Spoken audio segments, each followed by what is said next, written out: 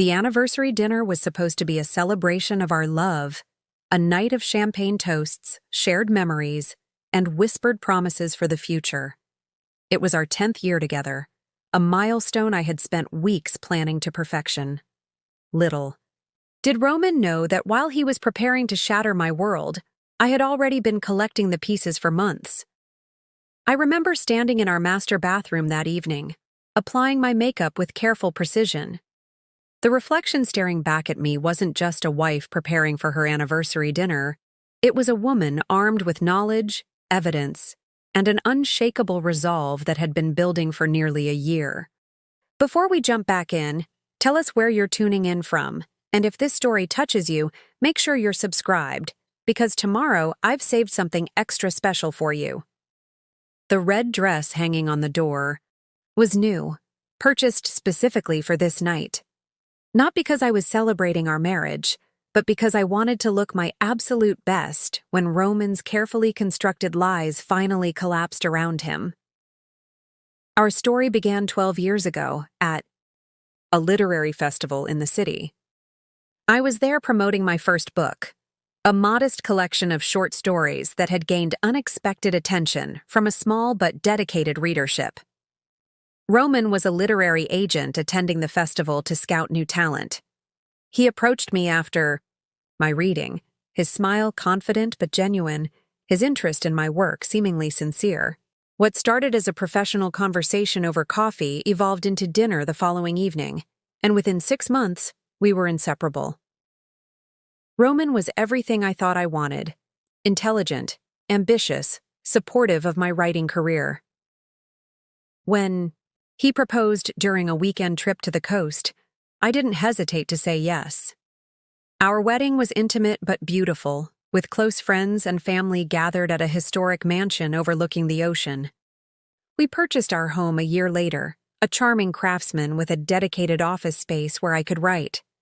From the outside, we were the couple others envied: successful professionals with a beautiful home, active social lives, and what appeared to be an unwavering devotion to each other. The first 7 years of our marriage weren't perfect, no relationship is, but they were genuinely happy. We traveled when our schedules allowed, hosted dinner parties for our eclectic group of friends, and supported each other through professional challenges and successes.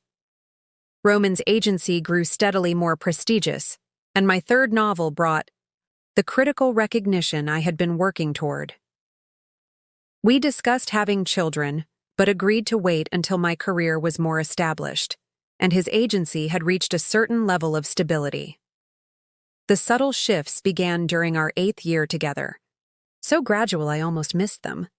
Roman started traveling more frequently for work, publishing conferences, meetings with potential clients, industry events that suddenly couldn't be missed.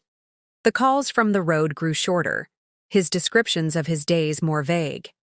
He developed a habit of taking his phone with him everywhere, even to shower. The password on his laptop changed without explanation. I wish I could say I confronted him immediately, demanded the truth in a dramatic showdown worthy of one of my novels. But the reality was messier, more hesitant. I told myself I was being paranoid, that the distance I felt growing between us was a natural phase in a long-term relationship.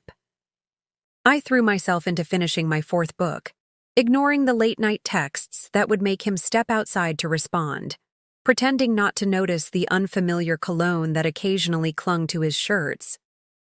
It was my closest friend, Annie, who finally forced me to see what I had been working so hard to ignore. We were having lunch when she placed her hand over mine and asked, with uncharacteristic directness, if everything was okay with Roman and me. When I assured her things were fine, she hesitated before telling me she had seen Roman the previous weekend at a restaurant in the next town over. He'd been with a woman, their body language unmistakably intimate. Annie described her in detail: tall, blonde, younger than me by at least a decade. They had been holding hands across the table, oblivious to anything but each other.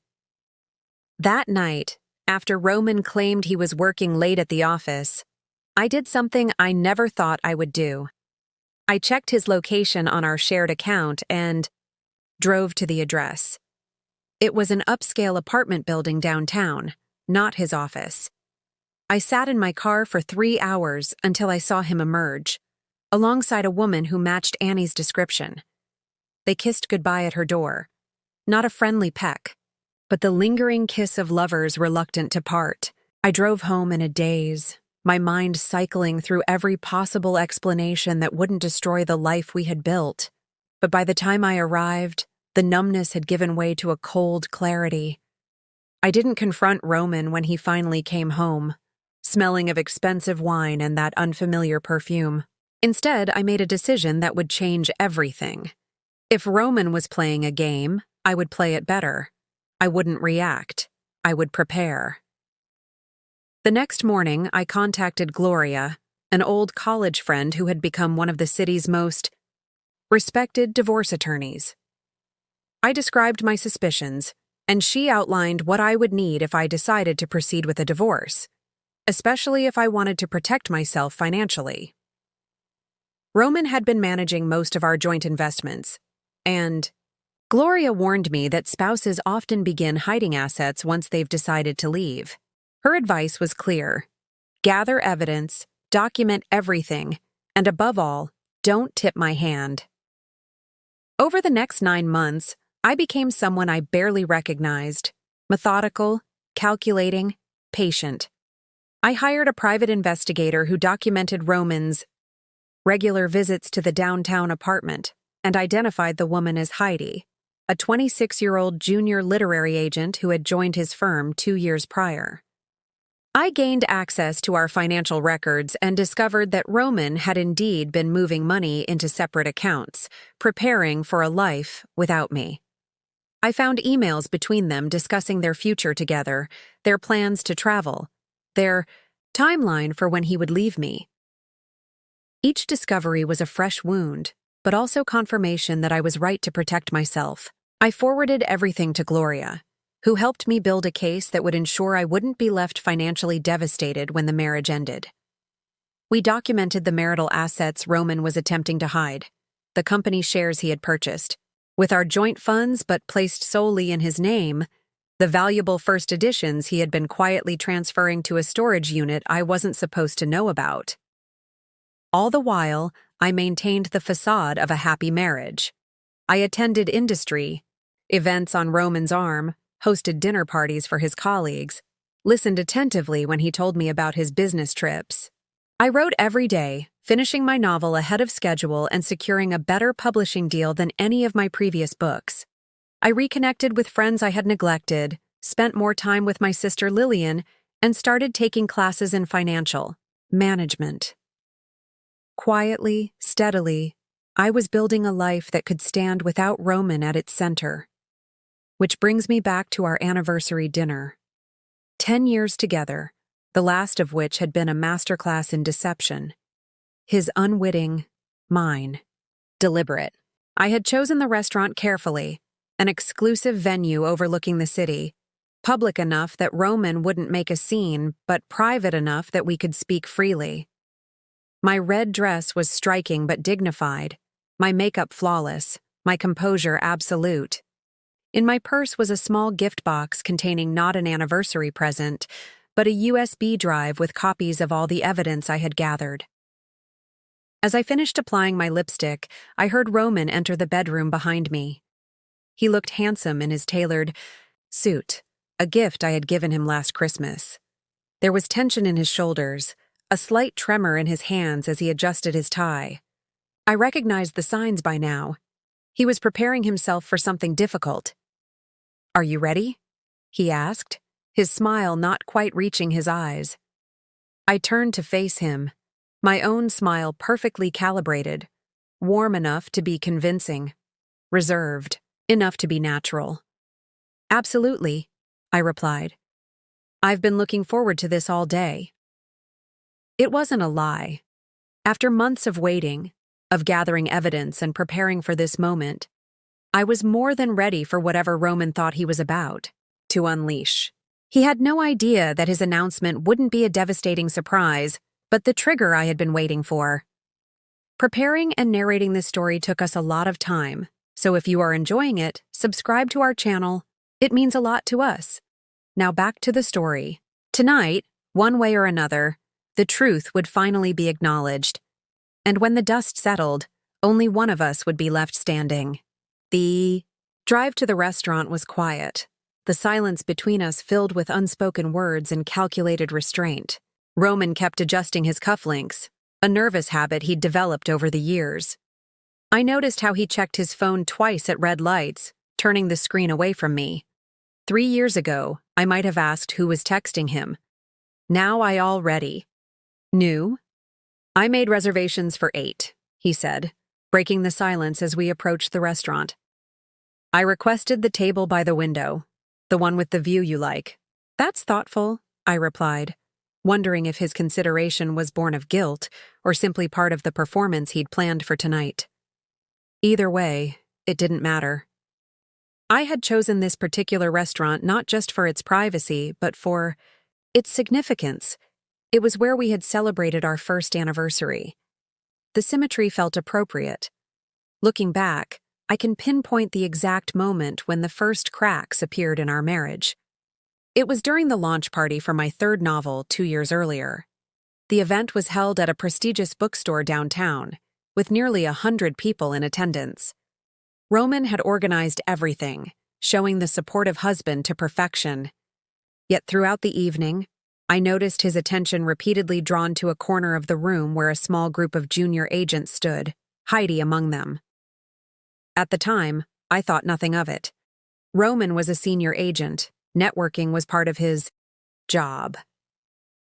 When he introduced me to Heidi later that evening, she was appropriately deferential, complimenting my book and asking intelligent questions about my writing process. If her hand lingered a fraction too long on Roman's arm, if her smile held something beyond professional admiration, I didn't register it. I was too caught up in the success of my book, in the validation of seeing my words in print, to notice the subtle shift occurring right before my eyes. The weeks following the launch party brought the first noticeable changes. Roman started working later, claiming the agency was taking on new clients and expanding its reach. He began attending industry events alone, insisting they were too boring for me and that I should focus on starting my next book instead. Our weekend brunches, a tradition since we first started dating, were increasingly canceled due to urgent client meetings. One particular Sunday morning stands out in my memory. I had woken early, prepared his favorite breakfast, and was looking forward to discussing a new plot idea with him. Roman emerged from the shower, checked his phone, and immediately claimed he needed to go into the office. A client emergency, he said. I offered to make him coffee to go, but he declined, already, heading for the door. As he left, I noticed he was wearing cologne, something he never did for regular workdays. That afternoon, I called the office on the pretense of leaving a message, only to have the weekend receptionist tell me no one was in that day. When Roman returned that evening, smelling of unfamiliar perfume and with the collar of his shirt slightly smudged with what looked like lipstick, I still didn't confront him. Instead, I began to pay closer attention. His passwords changed. His phone never left his sight. Mysterious charges appeared on our credit card statements. Dinners at restaurants we'd never visited together.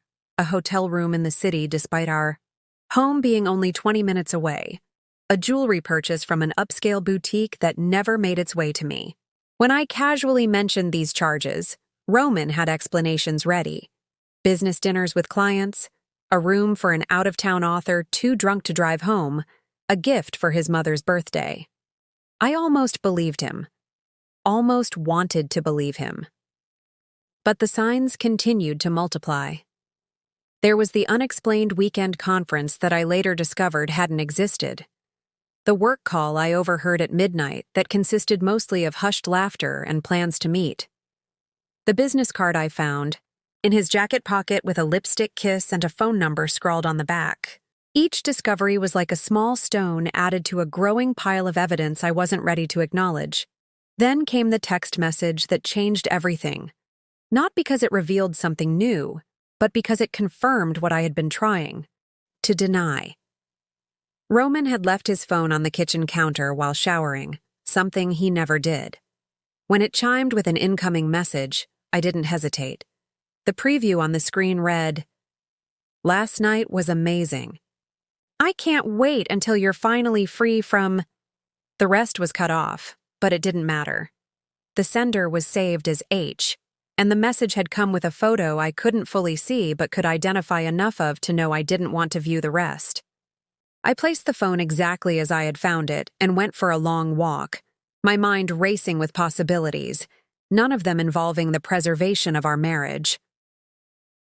When I returned home, Roman was dressed and preparing to leave for work, his phone securely in his pocket. I kissed him goodbye as always, told him I loved him as always, and watched him drive away. Then I sat at our kitchen table and made 2 phone calls, one to Annie, who had been trying to tell me the truth for months, and one to a divorce attorney whose number I had saved but hoped never to use. By the time we pulled up to the restaurant for our anniversary dinner, I had undergone a transformation Roman knew nothing about. The woman who had once built her life around his approval and validation had been replaced by someone stronger, someone who understood that survival sometimes required strategic silence. As the valet opened my door, I prepared myself for the evening ahead. Roman thought he was about to deliver a devastating blow. He had no idea he was walking into a carefully laid trap of my own making. The maitre d' greeted us by name, congratulating us on our anniversary with practiced charm.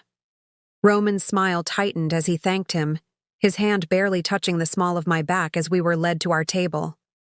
I noted how he avoided my eyes, focusing instead on the spectacular city view. 10 years, I said after we were seated, raising my water glass in a mock toast. Who would have thought we'd make it this far? Roman cleared his throat, reaching for his own water with unsteady fingers. Yes, 10 years is significant. I watched him study the wine list with unusual intensity. This was a man I had once known better than myself, whose expressions I could read like my favorite book. Now, looking at him, I realized how much of our intimacy had been one-sided. I had been transparent while he had been carefully opaque, revealing only what served his narrative. Should we order the Barolo? I suggested, naming the wine we'd shared on our first anniversary in this very restaurant. For old time's sake? He looked startled, then nodded. Of course. Perfect choice. As the sommelier opened and poured our wine, I observed Roman's practiced social performance. He asked about the vintage, commented knowledgeably on the bouquet, approved the pour with the confident air that had once impressed me. I wondered how much of our marriage had been this kind of performance, Roman playing the role of devoted husband while building a separate life with Heidi. To 10 years, he said, raising his glass once we were alone again, his voice steady but his eyes unable to hold mine. To truth, I countered, clinking my glass against his. However painful it might be. He paused mid-sip, confusion briefly crossing his features before he masked it with another smile. Truth? Yes. The appetizers arrived. Tuna tartare for him, oysters for me. I had always hated oysters, a fact Roman had once known intimately. His failure to register my unusual order was another small confirmation that his attention had long since wandered elsewhere. How's the new manuscript coming? Along? He asked, clearly trying to steer us toward safe conversational territory. Finished, actually. I submitted it last week. You did? Genuine surprise colored his voice. I didn't realize you were that far along. There's been a lot you haven't realized lately, I replied, my tone light despite the weight of my words. Roman shifted in his seat, loosening his tie slightly. I've been distracted with work. The agency's expansion has taken more of my time than I expected. Is that what we're calling it now? The agency's expansion? His fork clattered against his plate. What's that supposed to mean? Nothing, I said, smiling as I took another sip of wine. Tell me more about how busy you've been. And he did, launching into an elaborate explanation of new clients and publishing deals, industry changes, and market pressures.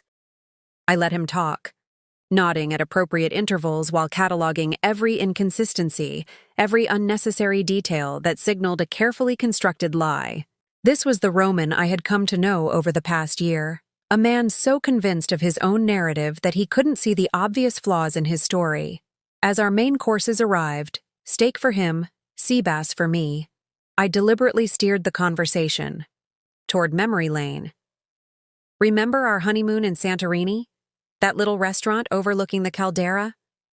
Roman relaxed slightly, perhaps thinking I was moving us toward safer emotional ground. How could I forget? You were so sunburned you couldn't lie down for 2 days. And you stayed up all night reading to me because I couldn't sleep, I added, watching his face carefully. You said it was the most romantic night of your life, even though I looked like a lobster. His smile turned wistful. We were different people then. Were we? Or were you already planning your exit strategy, even back then? The question hung between us, sharp and unexpected. Roman's fork paused halfway to his mouth, his expression shifting from nostalgia to wariness. What are you talking about? Just wondering when exactly you decided our marriage had an expiration date, I said, cutting into my fish with precise movements. Was it before or after you met Heidi? The color drained from Roman's face, his carefully constructed facade cracking, visibly.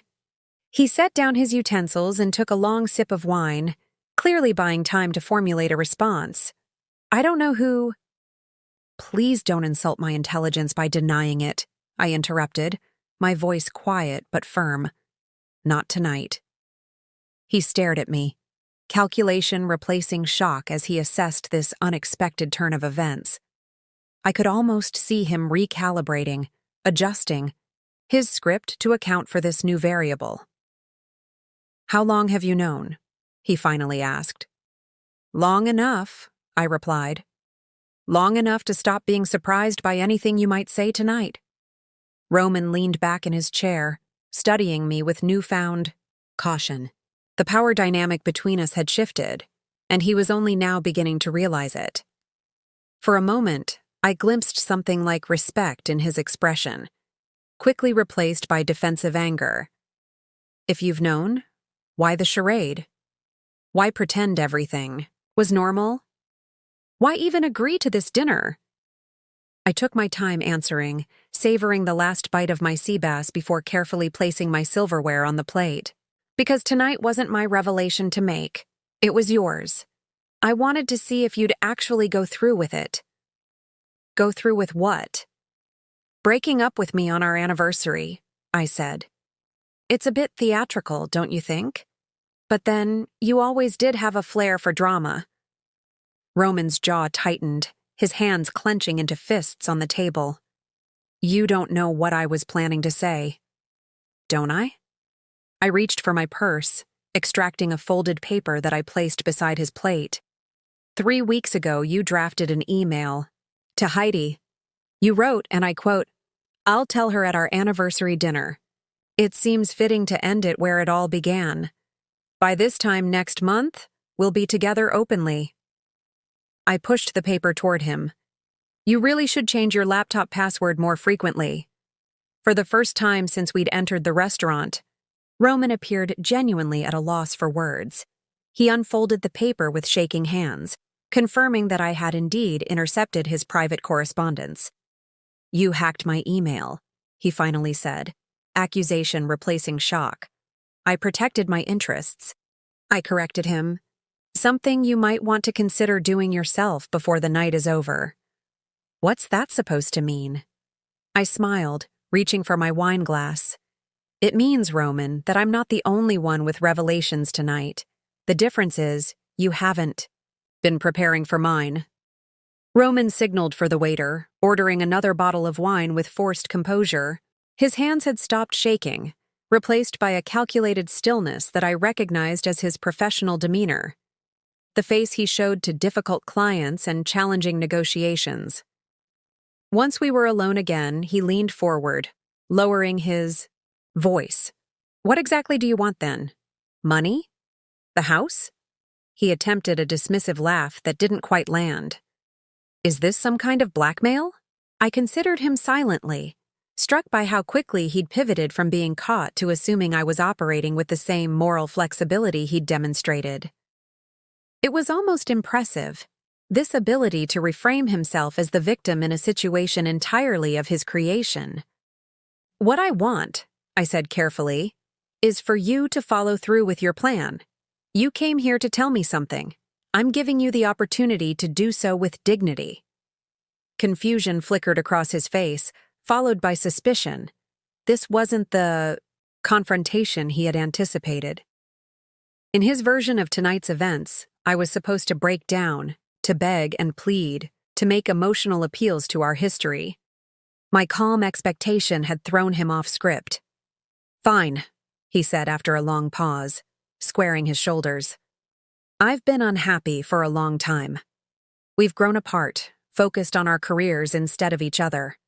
I didn't plan for any of this to happen, but I've fallen in love with someone else. I want a divorce. The words were delivered with practiced precision, likely rehearsed dozens of times in front of his bathroom mirror. There was even a hint of genuine emotion in his voice. Not remorse, but relief at finally speaking his truth aloud. And how long has this been going on? I asked, already knowing the answer, but curious if he would honor me with honesty even now. Roman hesitated, weighing the benefits of truth against his instinct for self-preservation. A year, he finally admitted. 3 years, I corrected quietly. Since my book launch, when Heidi joined your agency as a junior agent. You've been sleeping with her for 3 years, Roman. Nearly a third of our marriage. He flinched, then recovered. It wasn't physical at first. We connected intellectually, emotionally. The physical aspect came later. 6 months later, to be precise. Around the time you first started working late and changing your passwords. His eyes narrowed. Have you been spying on me? I've been paying attention, I replied.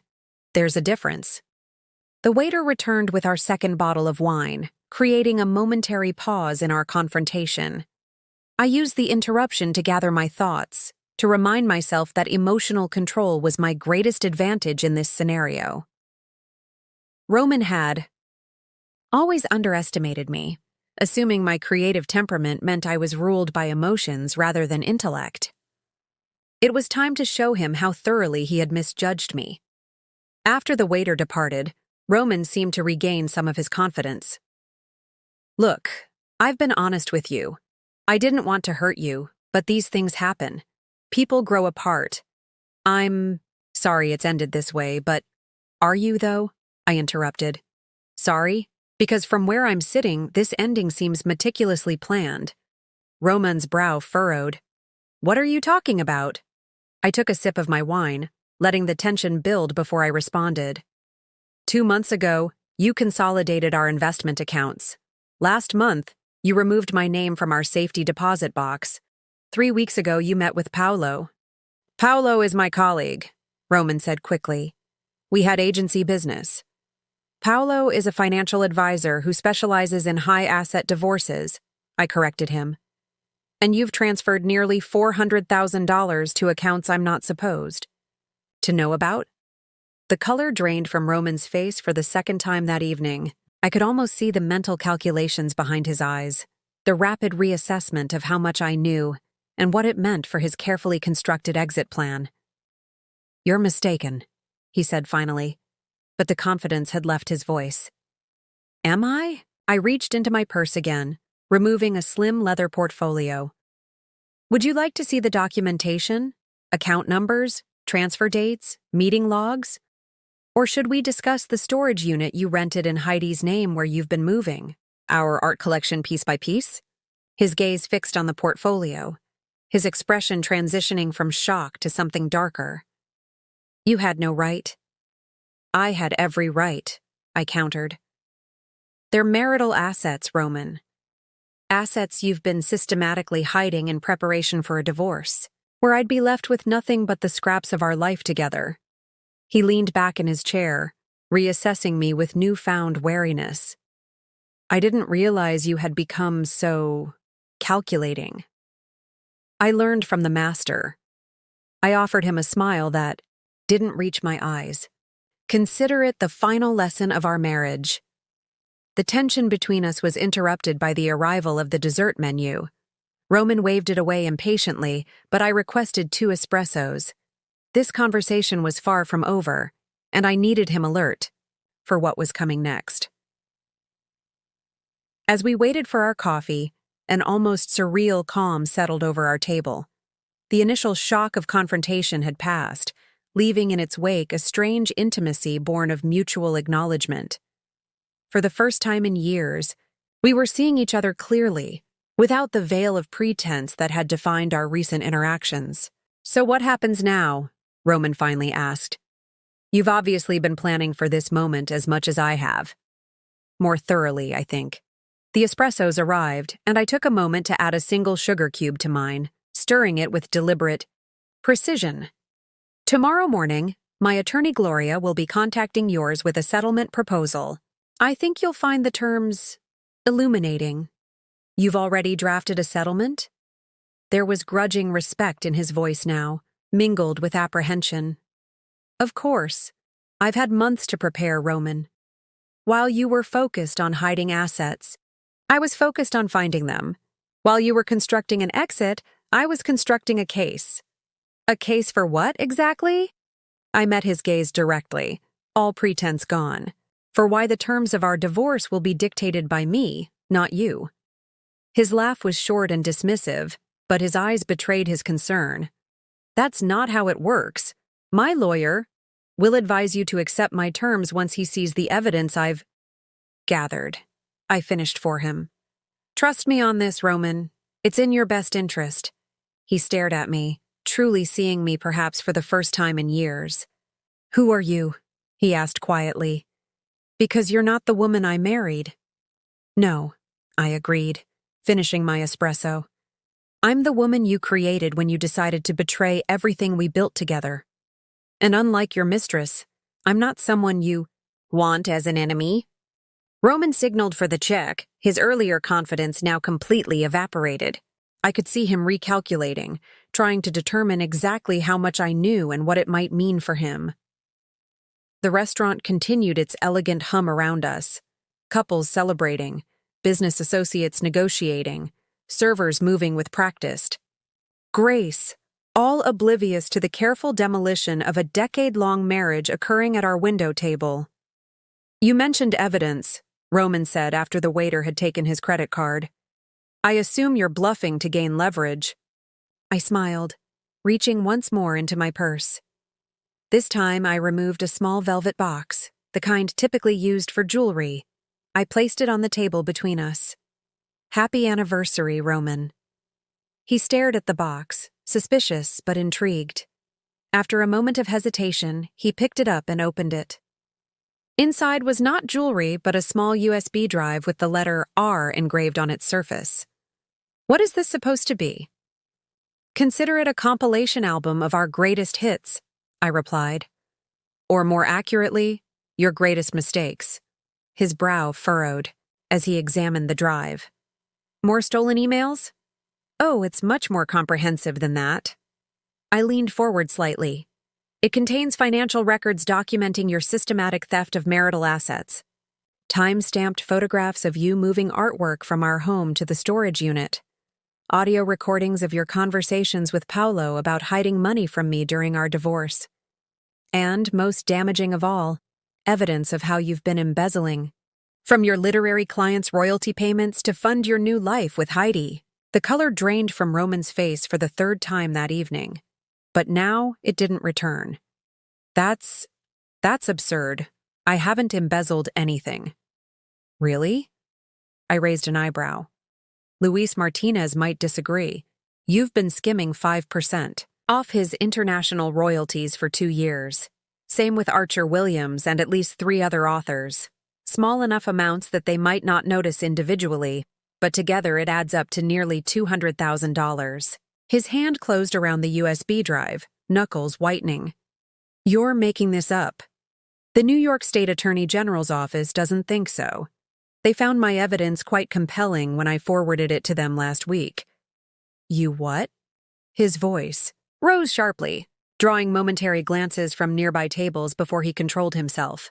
I gave them copies of everything, I confirmed. They're particularly interested in the offshore account you set up last year. The one where client funds seem to disappear and then magically reappear in your personal account a few weeks later. The waiter returned with Roman's card and the receipt. He signed mechanically, his mind clearly elsewhere. I watched him struggle to process what I was saying, to find some way to dismiss or minimize it. This would ruin me, he finally said, his voice barely audible. My career, my reputation. Yes, I agreed simply. It would. Why? The question seemed torn from him. If you knew all this, why wait? Why not expose me immediately? I considered him for a moment, this man I had once loved enough to build a life around. Because I wanted to be absolutely certain, because gathering conclusive evidence takes time, and because I needed to know if you would actually go through with this charade tonight. He looked down at the USB drive still clutched in his hand. And now that I have, now we negotiate. Roman's eyes narrowed with sudden calculation. So, this is blackmail. This is justice, I corrected him. Or at least, it's the closest approximation available to me. He leaned back in his chair, studying me with new eyes. What do you want? Everything, I said simply. The house, the investments, the art collection, full ownership of the intellectual property rights you've been managing for me. And most importantly, a clean, uncontested divorce with a confidentiality agreement that prevents you from ever discussing our marriage or its dissolution. You can't be serious, he scoffed. No court would award you everything. True, I conceded. But no court needs to be involved if you sign the settlement agreement Gloria has prepared. If you don't, I gestured toward the USB drive in his hand. Well, the Attorney General already has copies, but I'm sure your clients would be interested in seeing the originals. Roman's face hardened. You'd destroy my entire life over an affair? Not over an affair, I corrected him. Over 3 years of lies, manipulation, and theft. The affair is almost incidental at this point. He stared at me, a mixture of anger and grudging respect in his expression. And if I agree to your terms? Then the evidence regarding your embezzlement becomes solely a matter between you and the authorities. I won't involve your clients or the press. That's still professional suicide. Perhaps, I acknowledged. But it gives you a fighting chance to resolve the legal issues privately. My terms at least leave you with your freedom and the possibility of rebuilding. The alternative is much worse. Roman was silent for a long moment, turning the USB drive over in his hands as though it contained toxic material. Finally, he slipped it into his pocket and met my gaze. You've thought of everything, haven't you? I had to, I replied. You left me no choice. For the first time that evening, something like genuine emotion crossed his face. Not love or remorse, but a complicated mix of resentment and respect. When did you become so ruthless? I'm not ruthless, Roman. I'm thorough. There's a difference. He laughed without humor. A distinction without a difference in this case. He reached for his wine glass, finishing the last of his Barolo in a single swallow. Does Heidi know about any of this? No, I said. Though I imagine she'll have questions when you don't leave me as planned. A flash of genuine pain crossed his features. I do love her, you know. It wasn't just about the sex. I know, I said, surprising myself with the gentleness in my voice. That's why you got sloppy. Real emotions make people careless. He nodded slowly, acknowledging the truth in my words. So what now? We just walk out of here and pretend this dinner never happened? Now we go home, I said, gathering my purse and standing. Tomorrow you'll meet with Gloria at her office at 10 to review and sign the settlement agreement. After that, you're free to pursue whatever future you imagine. With Heidi, minus the financial cushion you've been building, of course. Roman stood as well, his movements heavy with defeat. And you? What future are you pursuing after systematically dismantling our life together? I smiled, a genuine smile that felt foreign on my face after months of calculated performance. I'm going to finish my new book. It's about a woman who discovers her own power after years of living in someone else's shadow. I think it might be my best work yet. The valet brought Roman's car around, and we stepped out into the cool evening air. Neither of us spoke as we settled into the leather seats. The silence between us was different now, no longer tense with unspoken truths, but heavy with the weight of what had been revealed. As Roman pulled away from the restaurant, I noticed his knuckles were white against the steering wheel. "I never meant to hurt you," he said finally, his voice barely audible over the purr of the engine. "I know," I replied, watching the city lights blur past my window. "You meant to replace me. There's a difference." He flinched, but didn't argue the point.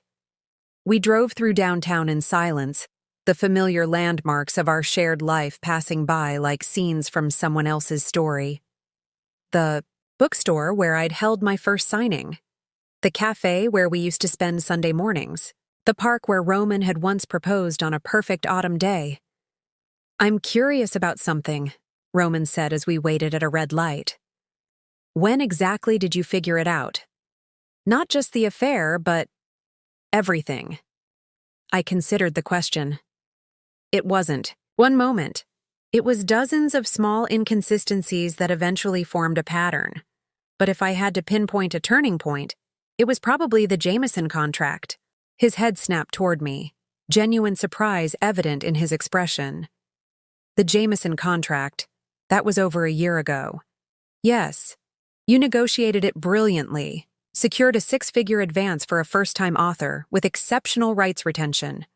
I was proud of you. I paused, remembering. Then I overheard you on the phone with Luis, telling him his royalty statements were delayed because of accounting issues. It made no sense that you could navigate the Jameson deal so expertly while bungling something as routine as royalty. Payments. Roman's jaw tightened. "So you started investigating me." "I started paying attention," I corrected him. "There's a difference." We lapsed into silence again as he navigated through residential streets toward our home. I noticed he was taking the long route, perhaps trying to delay our arrival, to postpone the moment when this new reality would have to be acknowledged within the walls we had shared for nearly a decade. "You know," he said after a while, "you could have confronted me, given me a chance to explain, to fix things." I turned to study his profile in the dim glow of the dashboard lights. "Would you have been honest? Would you have stopped seeing Heidi, returned the money you'd hidden, confessed to your clients what you'd done with their royalties?" His silence was answer enough. "Besides," I continued, "confronting you would have only prompted you to hide your actions more carefully. I needed to understand the full scope of what I was dealing with." We turned onto our street, a quiet lane lined with mature oak trees and well-maintained craftsman homes. Our house sat at the end, its warm porch light glowing like a beacon in the darkness. Roman pulled into the driveway but made no move to turn off the engine. "I'll find a hotel tonight," he said, staring straight ahead. "I can come by tomorrow afternoon to pack some things, after the meeting with your attorney." "That's not necessary," I replied. "The guest room is made up. You can stay there tonight. It would look strange to the neighbors if you suddenly disappeared after our anniversary dinner." He laughed, a hollow sound devoid of humor. "Still managing appearances, even now?" "Force of habit," I admitted. "Something else I learned from you." Roman finally turned off the engine, plunging us into relative silence. For a moment, neither of us moved to exit the car, as though crossing the threshold into our home would make this new reality irrevocable. Was any of it real? I asked suddenly, surprising myself with the question. These past 3 years, was any part of us still genuine? Roman was quiet for so long I thought he might not answer. When he finally spoke, his voice carried a weariness I hadn't heard before. Parts of it were real, more than I probably deserved to claim. I did love you once, very much. And even after Heidi, there were moments when I remembered why I had fallen in love with you in the first place. He sighed, running a hand through his hair. But I think I stopped seeing you clearly a long time ago. I reduced you to a character in my own narrative rather than recognizing you as a person with agency and intelligence. A fatal mistake for a literary agent, I observed. His mouth quirked in a humorless smile. Apparently so. We finally exited the car and walked toward the house, maintaining a careful distance from each other. As I unlocked the front door, I was struck by how ordinary everything looked. The entryway table with its stack of mail, the framed photographs lining the hallway wall, the vase of fresh flowers I had arranged just that morning. Nothing in this space reflected the seismic shift that had occurred between its occupants.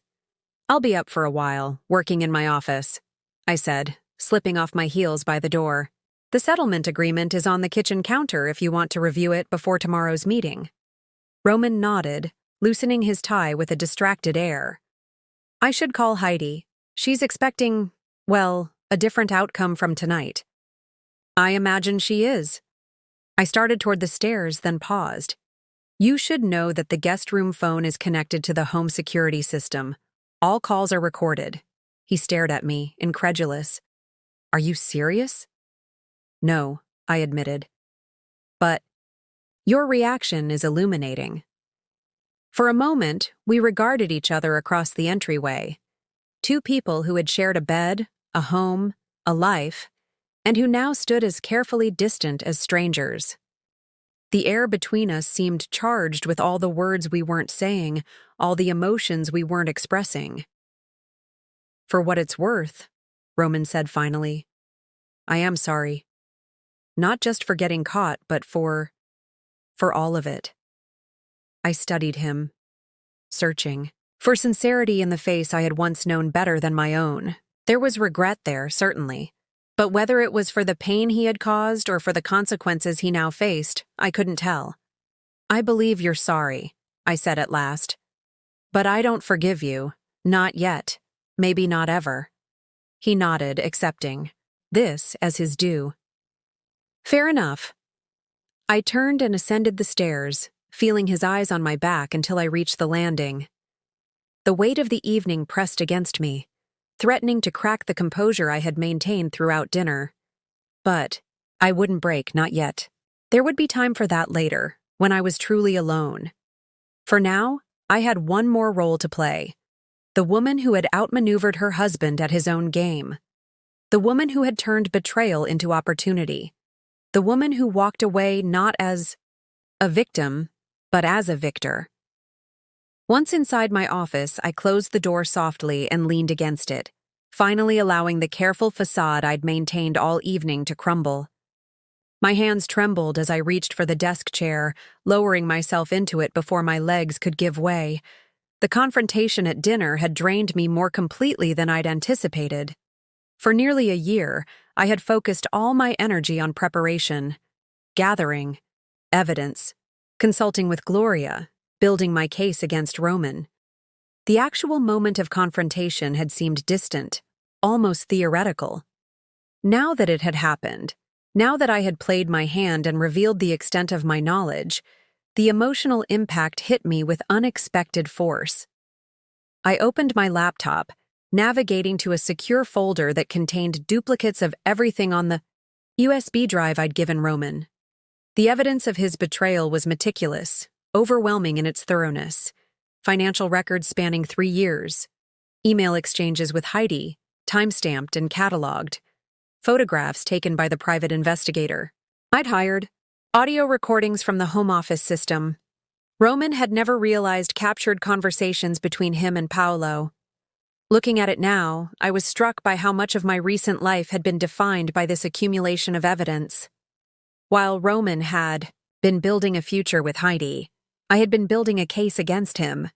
Both of us engaged in elaborate constructions the other wasn't supposed to discover. My phone chimed with a text message from Annie. "How did it go? Are you okay?" I stared at the screen, unsure how to respond. Was I okay? I had achieved precisely what I'd set out to do. Roman was cornered, with no choice but to accept my terms. I had reclaimed control over my life and secured my financial future. By any objective measure, tonight had been a success. And yet, beneath the satisfaction of victory lay a deeper, more complex emotion.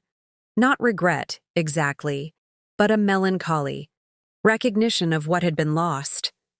Not just my marriage, which had been effectively over for years, but my own innocence. The woman who had once believed in Roman's love, who had trusted implicitly and loved unreservedly, no longer existed. In her place stood someone harder, more cautious, more strategic. I texted back a simple response. "Mission accomplished. Talk tomorrow," Annie replied immediately with a thumbs-up emoji and a heart. Her unwavering support throughout this ordeal had been my lifeline, the one person who knew the full extent of what I was planning and why. Without her, I might have confronted Roman months ago in a burst of hurt and anger, squandering the advantage that patience and preparation had ultimately provided. Downstairs, I heard movement in the kitchen, the sound of the refrigerator opening, glasses clinking. Roman was making himself at home one last time. I wondered what he was thinking now, how he was processing the complete inversion of his carefully laid plans. Had he called Heidi yet? How would he explain that their future together would not include the financial cushion he had promised? My computer chimed with an incoming email. It was from Gloria, confirming our appointment tomorrow and checking that everything had gone as planned at dinner. I replied briefly, assuring her that Roman would be at her office at 10 as arranged. The Wayne email reminded me of our first consultation nearly 8 months ago. I had arrived at Gloria's office with a manila folder containing my initial evidence of Roman's affair, pathetically thin compared to the dossier I would eventually compile. I remembered how Gloria had listened without judgment as I explained my suspicions, then outlined my options with a clarity that had cut through my emotional fog. "You can confront him now with what you have," she had said. "Or you can wait, gather more evidence, and ensure you're protected when the confrontation eventually happens. The choice is yours. But remember, in my experience, the spouse who acts from emotion typically loses to the spouse who acts from strategy." I had chosen strategy, committing myself to a path that required patience, deception, and a level of calculation that didn't come naturally to me. Each step had hardened my resolve, each new discovery about Roman's betrayal reinforcing my determination to emerge from our marriage with my dignity and financial security intact. A knock at my office door interrupted my thoughts. I closed my laptop quickly, smoothing my expression before calling, "Come in." Roman appeared in the doorway, changed from his suit into jeans and a t-shirt. He looked smaller somehow, less imposing than the man who had dominated our marriage for so long. "I made some tea," he said, holding out a steaming mug. "I thought you might want some." I accepted the mug with murmured thanks, surprised by the gesture. It was the kind of thoughtful act that had characterized our early years together before ambition and indifference had eroded the foundation of our relationship. "I've reviewed the settlement agreement," he said, hovering uncertainly in the doorway. "It's thorough. Gloria is very good at her job." He nodded, absently running a hand through his hair. "I've been thinking about what you said at dinner. About when things changed, when I changed." I took a sip of the tea, chamomile with honey, exactly how I preferred it, and regarded him over the rim of the mug. "And?" "I think it was after your second book won the National Book Award." He leaned against the door frame, his gaze fixed on some middle distance. "I'd been telling everyone in the industry that you were exceptional, that your work was transformative. Then suddenly, everyone agreed with me. Publishers were calling, film studios were interested in adaptation rights. You were becoming exactly what I'd always said you would be. And that threatened you," I said, not as a question, but as a recognition of a truth I had sensed but never articulated. "Yes." His admission was quiet but clear. "I'd always been the successful one, the industry insider who was guiding your career.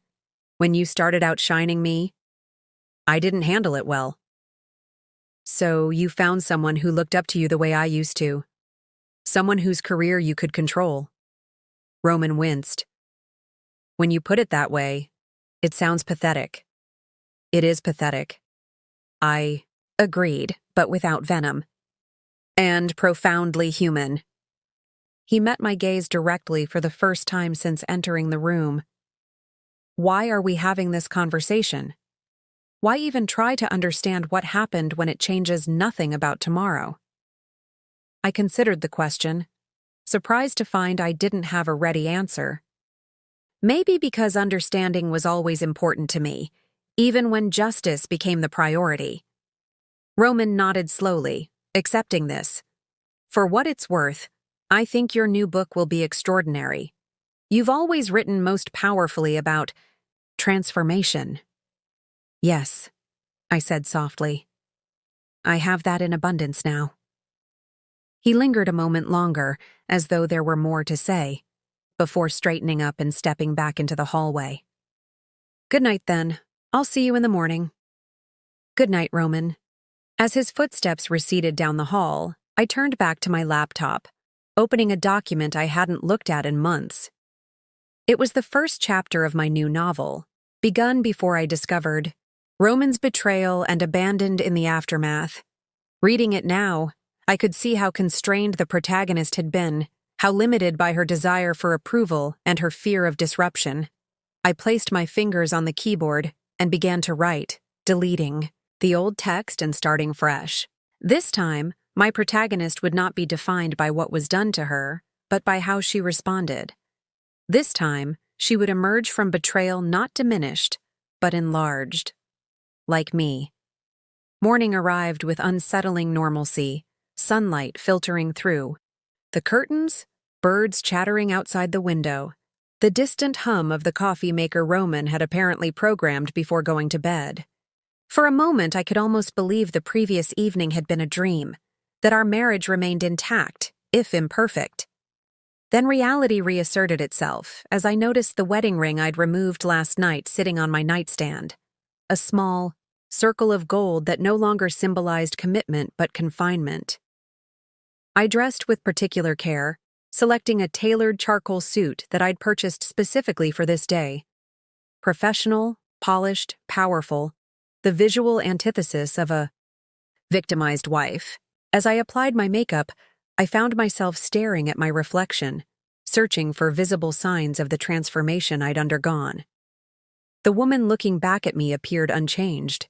Same eyes, same features, but something fundamental had shifted beneath the surface. Downstairs, Roman sat at the kitchen island, dressed in a suit similar to the one he'd worn the night before, a cup of coffee cooling before him. He looked as though he hadn't slept, dark circles shadowing his eyes, his normally perfect hair slightly disheveled. "I made coffee," he said unnecessarily. "And there's some toast if you want it." "Thank you." I poured myself a cup, maintaining a careful distance as I moved around the kitchen. "Did you sleep?" "Not really." He gestured toward the stack of papers beside him, the settlement agreement Gloria had prepared. "I spent most of the night reviewing this. It's incredibly comprehensive." "It needed to be." He nodded, rubbing his face with one hand. "I called Heidi early this morning." The statement hung in the air between us, an invitation to ask for details. I wasn't sure I wanted. Curiosity won out over dignity. "How did she take it?" "About as well as you'd expect. Shock, disbelief, anger, then a lot of questions about money." Roman's laugh was bitter, Turns out our grand romance was predicated on some fairly specific promises about our lifestyle.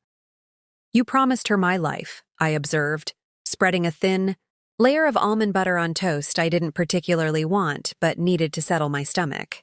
A version of it, he acknowledged. Without you in it, of course. Of course. We ate in silence for a few minutes, the mundane act of breakfast surreal in the context of our imploding marriage. She's coming to the meeting today, Roman said, abruptly, setting down his coffee mug with slightly too much force. Heidi, she insists on being there. This was unexpected, a variable I hadn't accounted for in my careful planning. Why? She doesn't believe what I've told her. About the evidence, about the settlement terms. She thinks I'm exaggerating to get out of our relationship. His mouth twisted in a grimace. The irony is not lost on me. I considered this development, weighing its potential impact on the meeting ahead. Gloria won't allow her in the conference room. She's not a party to our divorce. I know, but she'll be in the waiting area. She wants to speak with you afterward. I have nothing to say to her. Roman shrugged.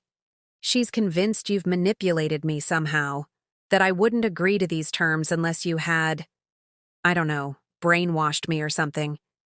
Despite everything, I felt a flicker of incredulous amusement. Brainwashed you? That's her theory? She doesn't know me as well as she thinks she does.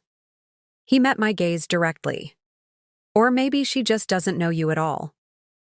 The acknowledgement that I was more formidable than his mistress had calculated should have been satisfying. Instead, it left a hollow feeling in my chest. Being feared or respected for my strategic thinking was a cold comfort compared to what I had once had. A husband who loved me for my creativity, my passion, my vision of the world. We should go, I said, glancing at the clock. Traffic will be heavy downtown. Roman nodded, gathering the settlement papers and his keys. We moved through the familiar routine of leaving the house, checking that doors were locked, adjusting the thermostat, confirming we had everything we needed, like actors performing well-rehearsed roles one final time. The drive to Gloria's office was silent, each of us occupied with private thoughts. I watched the city pass by, landmarks of our shared life appearing and receding like scenes from a movie I'd viewed too many times. The park where we'd once picnicked on Sunday afternoons. The theater where we'd attended foreign films that Roman pretended to understand better than he did. The corner where we'd kissed in the rain after learning my first book had sold. Memory was treacherous territory. Too many moments of genuine happiness tangled with the knowledge of how completely it had all unraveled. I thought about running, Roman said suddenly as we approached Gloria's office building. Last night, after you went to bed, I considered taking what cash I had, emptying our joint checking account, and disappearing. Why didn't you? The question wasn't accusatory, just curious. Several reasons. He pulled into the parking garage beneath the building. Practical ones, mostly. You've frozen almost everything except the checking account, which doesn't have enough to start over somewhere. My passport is in the safe deposit box you took me off of. But also, he hesitated. I realized I'm tired of running. From consequences, from responsibility, from the truth about who I've become. The admission surprised me. In all my planning, all my calculations, I had never factored in the possibility of Roman accepting accountability for his actions. I had prepared for denial, for counterattacks, for legal challenges, not for surrender. That's unexpectedly self-aware, I said finally. Don't give me too much credit. I'm still hoping to negotiate a slightly better deal than complete annihilation. A ghost of his old, confident smile flickered across his face. Professional pride, if nothing else. We exited the car and headed for the elevator, maintaining the careful distance that had defined our interactions since the previous evening. As the elevator doors closed, sealing us into the small space, Roman turned to me. There's one thing I've been wondering. he said. All those months you were gathering evidence, building your case. Didn't you ever consider trying to save our marriage instead? Confronting me, demanding I end things with Heidi, suggesting counseling? The question caught me off guard, not because I hadn't considered it, but because I had, extensively, painfully, during countless sleepless nights. Yes, I admitted as the elevator climbed toward Gloria's floor. I considered it every day for the first month after I found out. I drafted confrontation speeches in my head. I researched marriage counselors. I even drove to your office once, intending to demand you choose between us. What stopped you? The elevator doors opened, revealing the elegant reception area of Gloria's law firm. Before stepping out, I met Roman's gaze one final time as husband and wife. I realized I deserved better than fighting for someone who had already decided I wasn't worth keeping. Gloria's reception area was designed to intimidate, all sleek surfaces, muted colors, and strategically placed legal awards. The message was clear. This was a battlefield where victories were measured in paragraphs and precedents. I had been here many times over the past months, but seeing it through Roman's eyes, as an adversary rather than a client, gave me a fresh appreciation for its calculated austerity. Her assistant, a composed woman named Josie, who had always treated me with quiet compassion, greeted us with professional detachment. Ms. Wagner will be with you in a moment. Mr. Taylor, your attorney called to say he's running 5 minutes late. Roman nodded, taking a seat in one of the minimalist chairs arranged around a glass coffee table. I remained standing, too restless to sit, my attention caught by a figure pacing near the floor-to-ceiling windows at the far end of the reception area. Heidi was younger than I expected, despite having seen photographs from the private investigator's surveillance. In person, her youth was more pronounced, not just in her smooth skin or slender frame, but in the barely contained nervous energy that radiated from her. She wore a cream-colored dress that was slightly too formal for the occasion, her blonde hair arranged in an elaborate updo that seemed designed to add years she didn't possess. When she spotted Roman, her expression shifted, from anxiety to relief, then hardened when her gaze landed on me. I met her eyes briefly, acknowledging her presence without greeting, before turning my attention to the case files Josie had handed me. Is that her? Heidi's voice carried across the reception area, loud enough to draw curious glances from other, waiting clients. Roman? Is that her?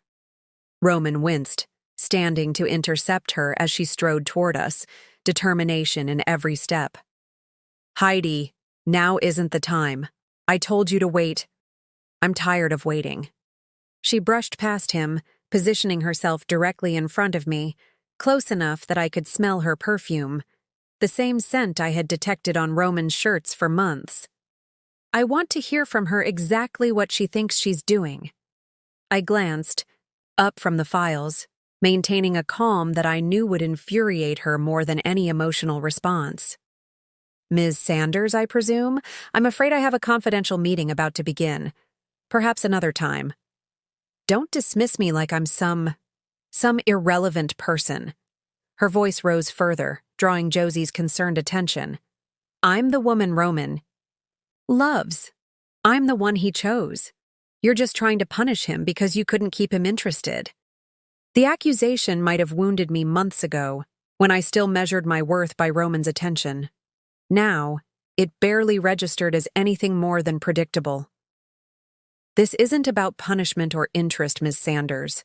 It's about legal consequences for specific actions. Actions your relationship with my husband only partially encompasses. Roman stepped between us, his expression pained.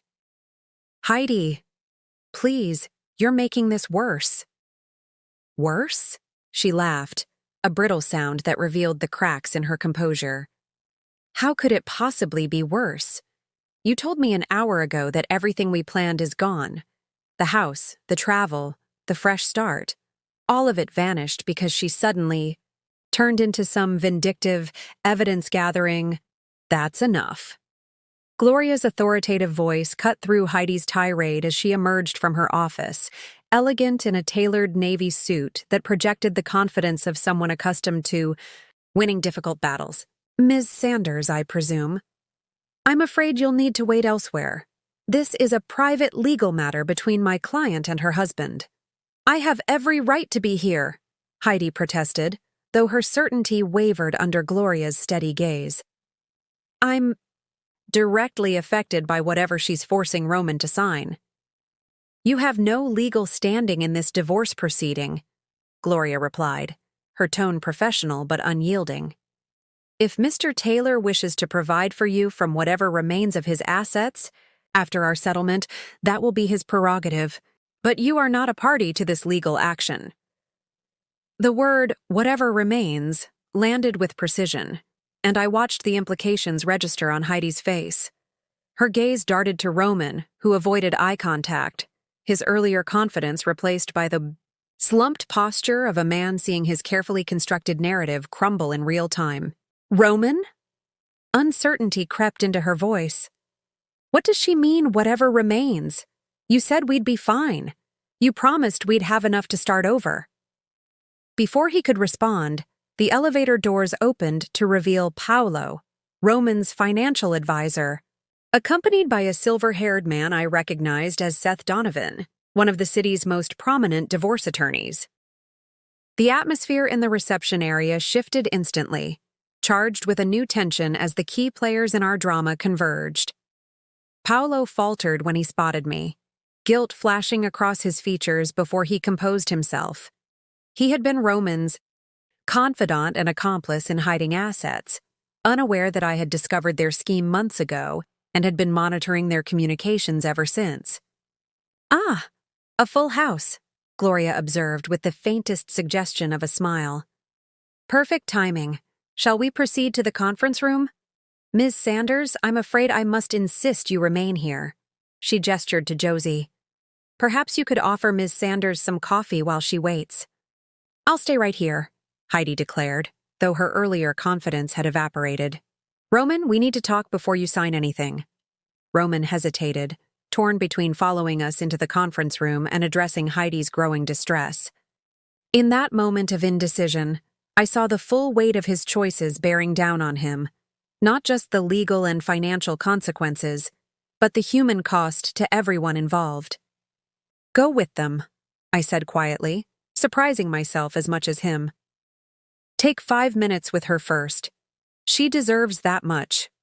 Gloria raised an eyebrow, but nodded her assent. 5 minutes, Mr. Taylor. Then we begin, with or without you. Relief and confusion mingled in Roman's expression as he nodded his thanks.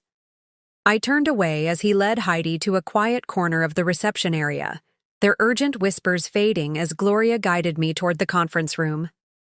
That was unexpected, Gloria commented once we were out of earshot. Compassion isn't typically part of our strategy. It's not compassion, I replied, though I wasn't entirely convinced of that myself. It's pragmatism. If he doesn't address her concerns now, she'll be a disruptive factor throughout the proceedings. Gloria studied me with the perceptive gaze that had made her one of the city's most formidable divorce attorneys. Sometimes, even in the midst of justified anger, we glimpse the person we used to be, the one who could still feel empathy for those who hurt us. I didn't respond, unwilling to examine too closely the complex emotions swirling beneath my carefully maintained composure. Today wasn't about feelings. It was about finality, about securing the future I deserved after years of betrayal. As we entered the conference room with its imposing mahogany table and views of the city skyline, I took my seat at Gloria's right hand and arranged the evidence files before me. Outside, Roman and Heidi's conversation had escalated, their body language visible through the glass walls that separated the conference room from the reception area. Her gestures were becoming more animated, his posture increasingly defensive. The ripple effects of our failed marriage were expanding outward, touching lives beyond our own. creating patterns of consequence I hadn't fully anticipated when I set this day in motion. Through the glass walls, I watched as Heidi's expression transformed from disbelief to anger to something approaching desperation.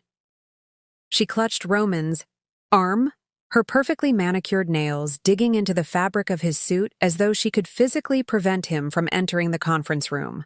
Roman kept shaking his head, his responses appearing to grow shorter and more definitive with each exchange. Seth, Donovan, and Paolo conferred quietly at the far end of the conference table, occasionally glancing in my direction with poorly disguised curiosity. They had prepared for a different scenario, perhaps a distraught wife willing to settle for emotional validation and modest financial consideration. The meticulously gathered evidence arranged before me represented a reality they were still struggling to process. "They've underestimated you," Gloria murmured, following my gaze to where Roman was now gently but firmly disentangling himself from Heidi's grip. "All of them. It's the most powerful advantage a woman can have in a situation like this." I nodded, remembering how often Roman had dismissed my observations or simplified my ideas throughout our marriage. That habitual underestimation had given me the space to build my case without suspicion. While he viewed me as an emotional creature incapable of strategic thinking, I had been methodically documenting his every misstep.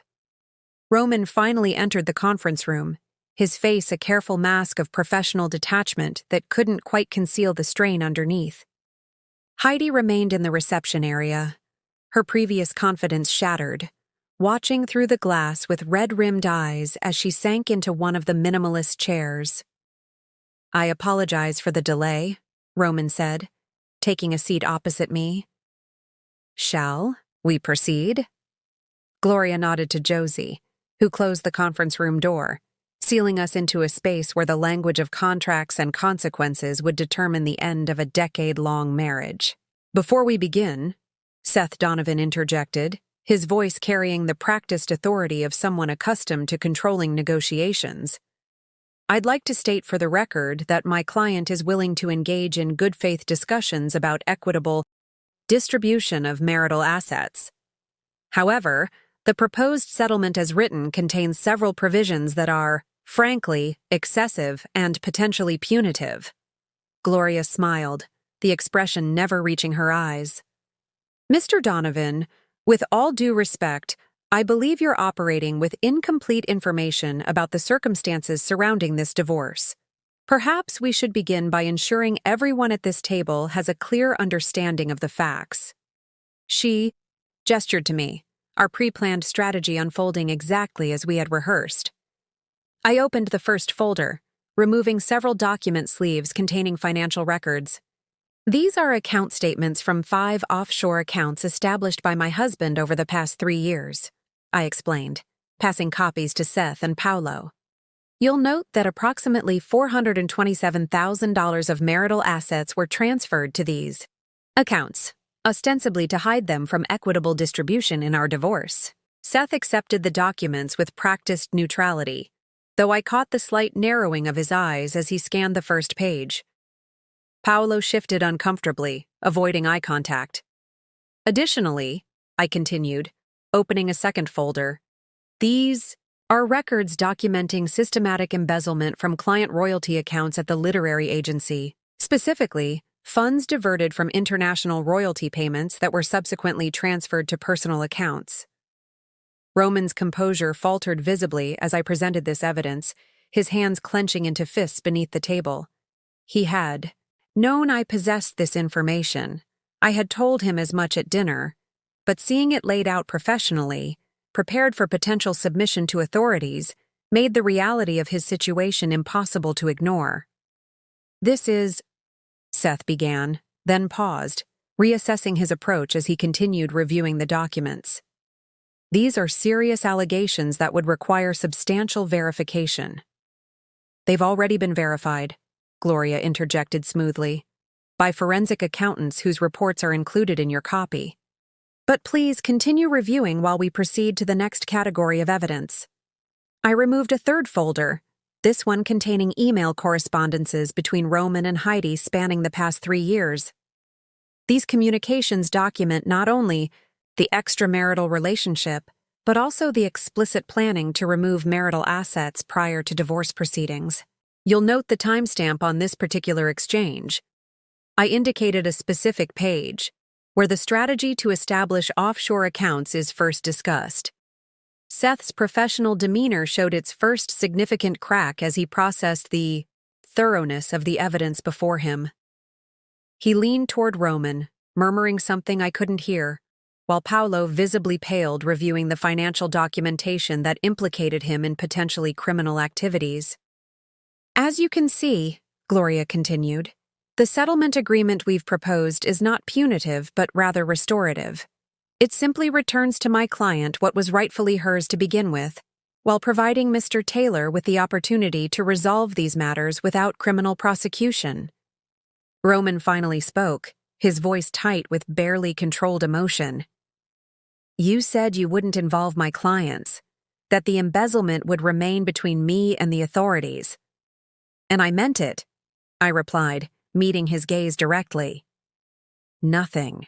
In these documents will be shared with your clients if you sign the agreement as written, but Mr. Donovan needed to understand exactly what we're negotiating here. Seth set down the documents and leaned back in his chair, the calculation evident in his expression as he reassessed the balance of power in the room. He was a skilled attorney, accustomed to finding leverage in difficult situations, but the evidence before him left little room for maneuvering. I believe, he said carefully, that my client and I would benefit from a brief private consultation. Gloria nodded. Of course, we'll give you the room. As we stepped out into the reception area, I noticed Heidi was no longer waiting. Whether she had left of her own accord or been asked to leave, her absence created a strange sense of incompleteness, as though a necessary witness to the unraveling of Roman's carefully constructed deceptions had departed before the final act. He'll sign, Gloria murmured, guiding me to a quiet corner away from curious ears. Seth knows when a battle is lost. He's just creating the illusion of consultation to maintain professional dignity. I nodded, watching through the glass as Roman engaged in what appeared to be an increasingly heated discussion with his attorney. His gestures grew more animated, his expression transitioning from controlled frustration to something approaching desperation.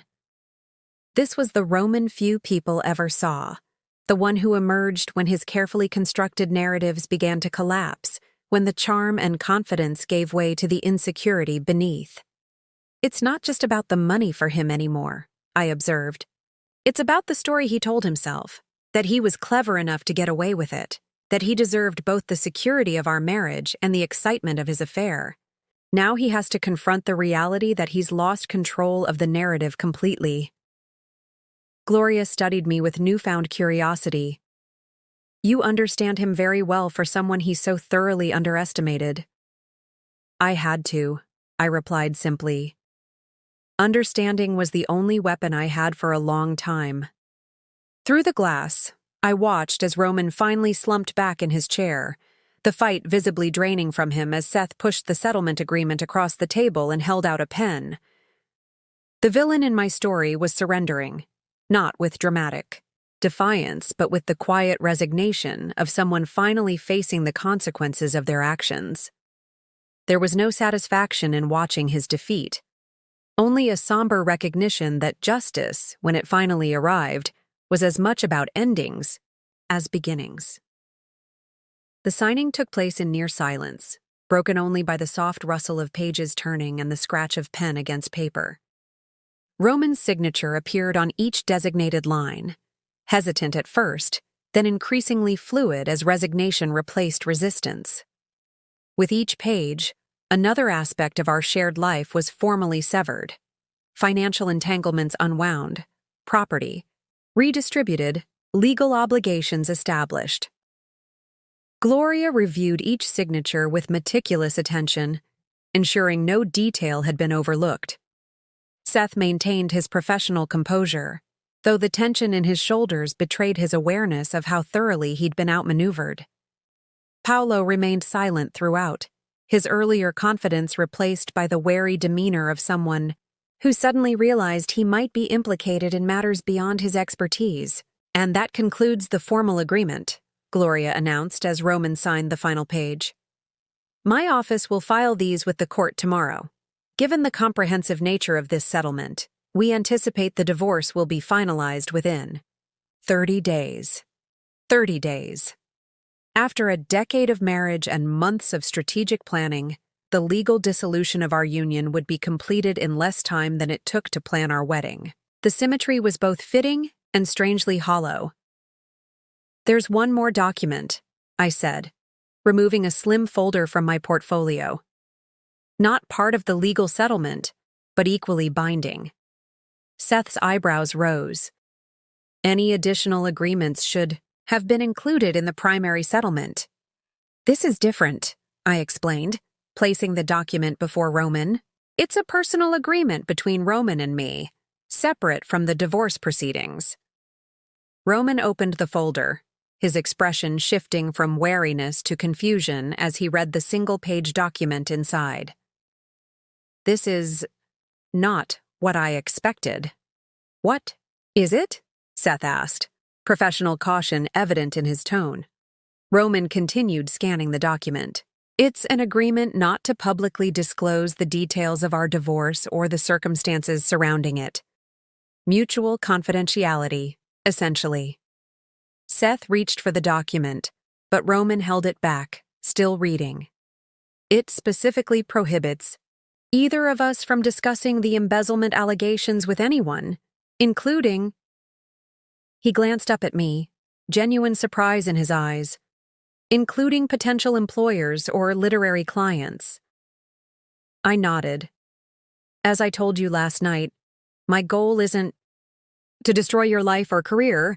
The legal consequences of your financial decisions are between you and the authorities. But our personal history, that remains private." "Why?" The question seemed torn from him, a genuine inability to comprehend my motivation after months of calculated legal maneuvering. "Because public humiliation serves no purpose except revenge," I replied. "And revenge has never been my objective." Gloria watched this exchange with professional interest, having been briefed on the confidentiality agreement, but not its underlying motivation. Seth appeared increasingly confused, the proceedings diverging from the acrimonious scenario he had clearly anticipated. Roman studied me for a long moment before signing the agreement without further consultation. "Thank you," he said quietly, sliding the document back across the table. "Don't thank me," I replied. "This protects both of us.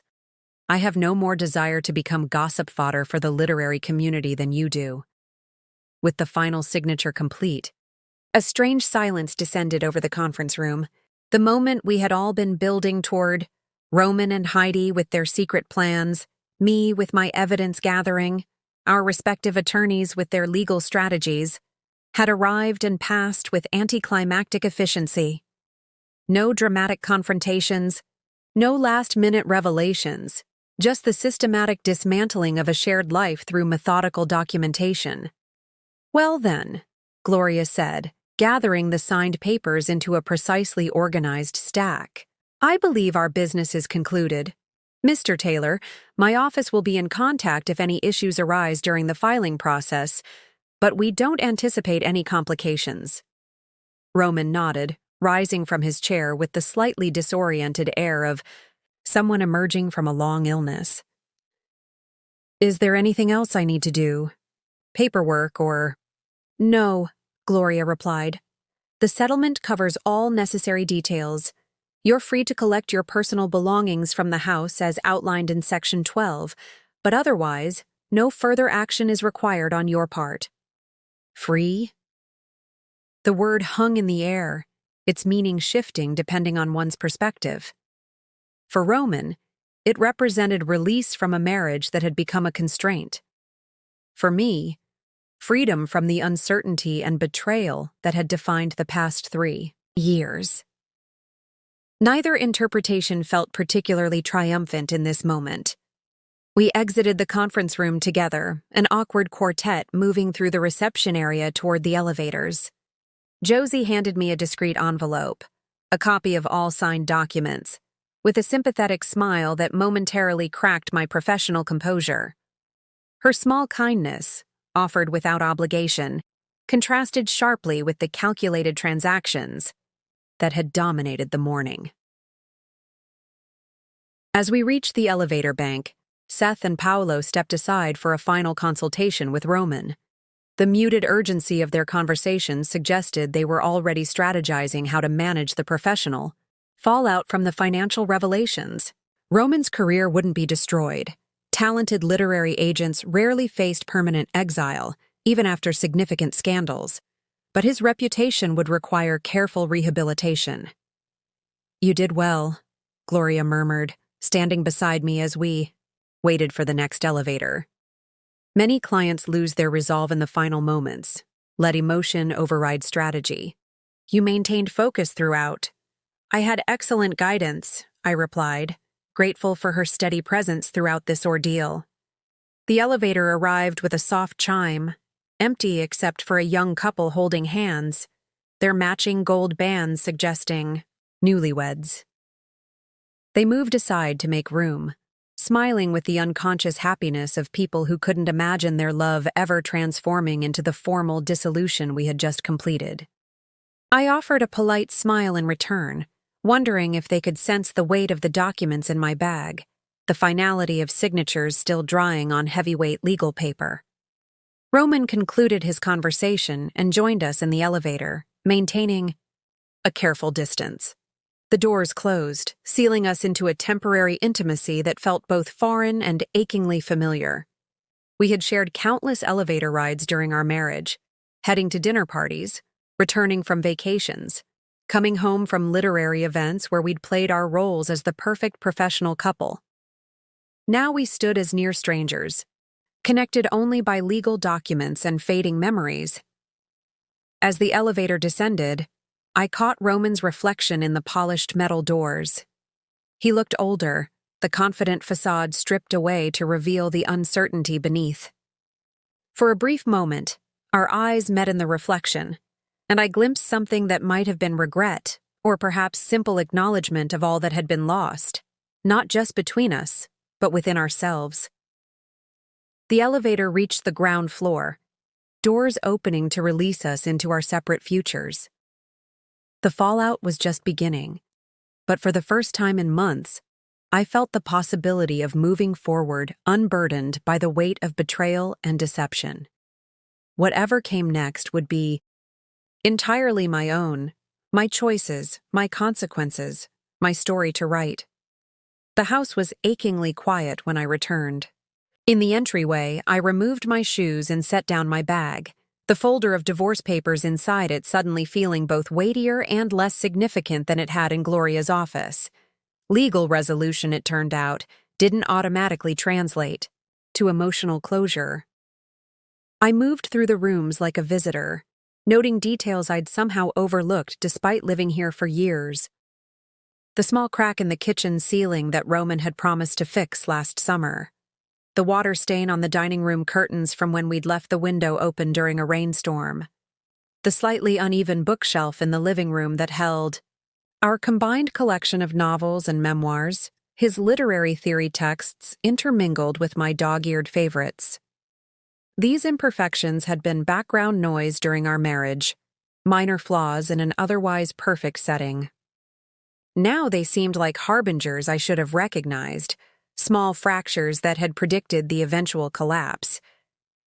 In the kitchen, I opened a bottle of wine, not to celebrate, but simply to feel something beyond the numb efficiency that had carried me through the signing. The first sip burned slightly, the second mellowed, and by the third, I felt the rigid control I'd maintained all day beginning to loosen. My phone chimed with a text from Annie. "Is it done? Do you need company?" I stared at the message, uncertain how to respond. Did I want company? The thought of explaining the day's events, of recounting Roman's defeated expression as he signed away our marriage, suddenly seemed exhausting. But the alternative, sitting, alone in this too-quiet house with only my thoughts for company. Felt equally daunting. "All signed," I texted back. "Rain check on company?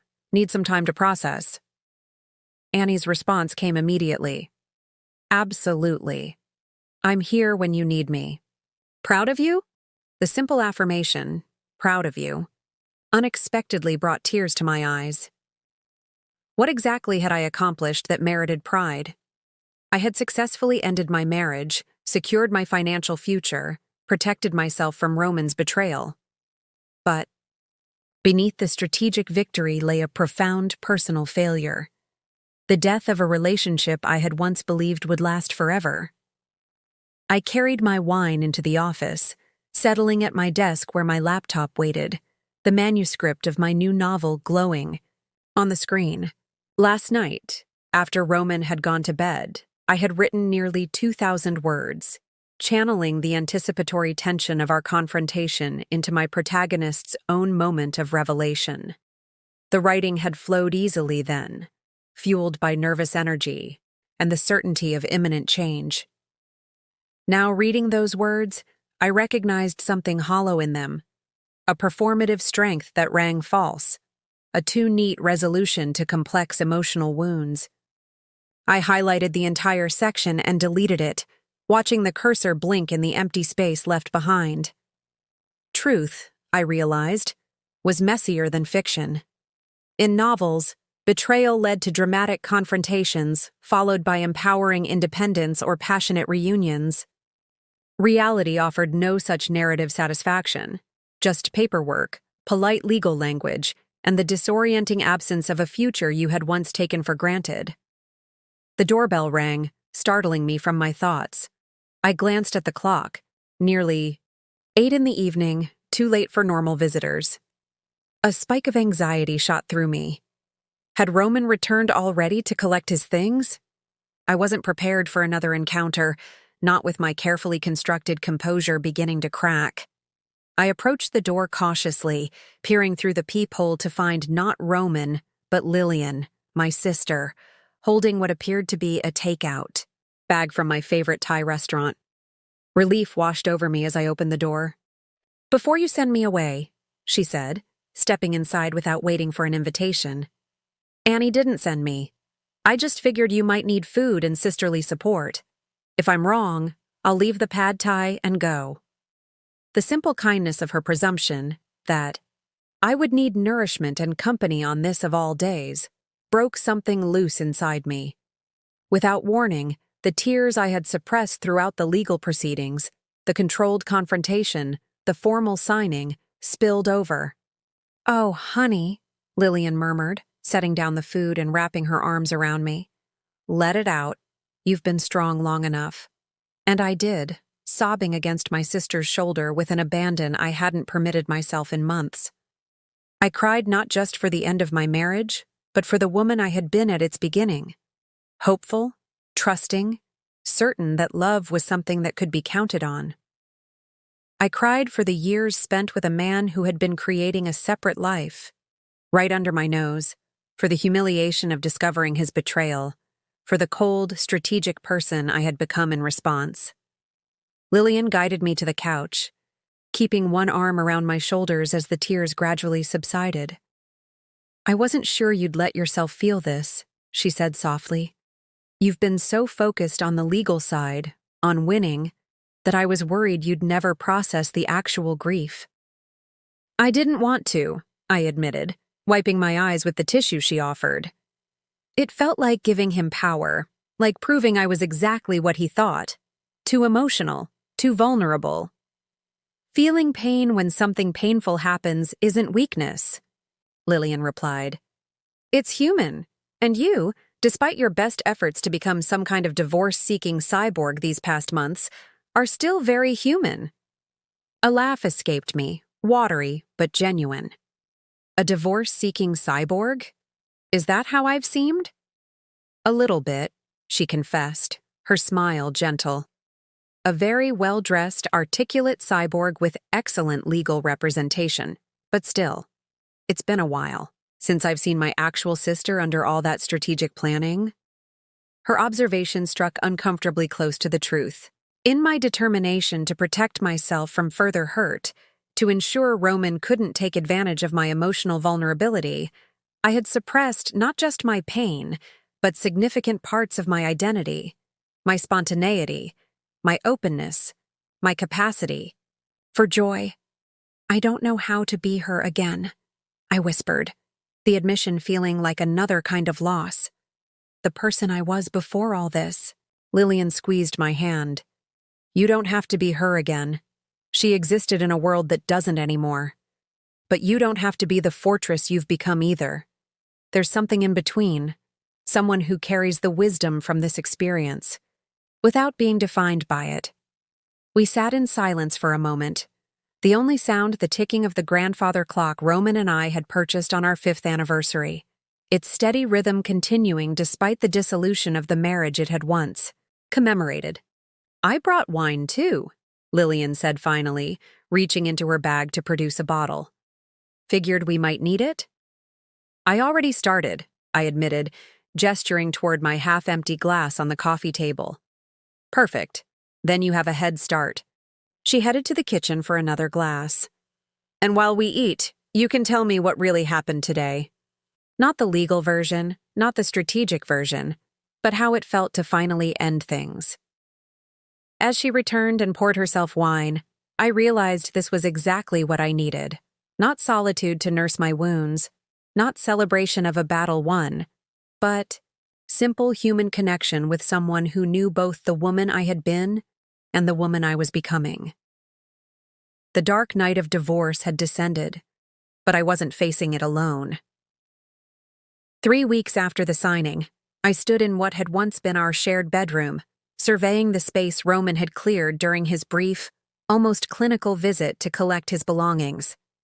He had taken only what the settlement specified: his clothes, personal mementos, a few pieces of furniture that had belonged to his family. The room felt strangely balanced between absence and presence, like a photograph with a figure carefully cut out, leaving a perfect silhouette. Gloria had called that morning to inform me the divorce was officially filed and proceeding without complications. 30 days, she'd reminded me. Then it's final. Do you want to schedule a meeting to discuss next steps? Next steps. The phrase implied a clear path forward, a logical progression from married to divorce to what exactly? The strategic focus that had carried me through the evidence gathering and legal proceedings had waned, leaving me in an unfamiliar liminal space. Not quite married, not fully divorced, suspended between an ending and a beginning I couldn't yet envision.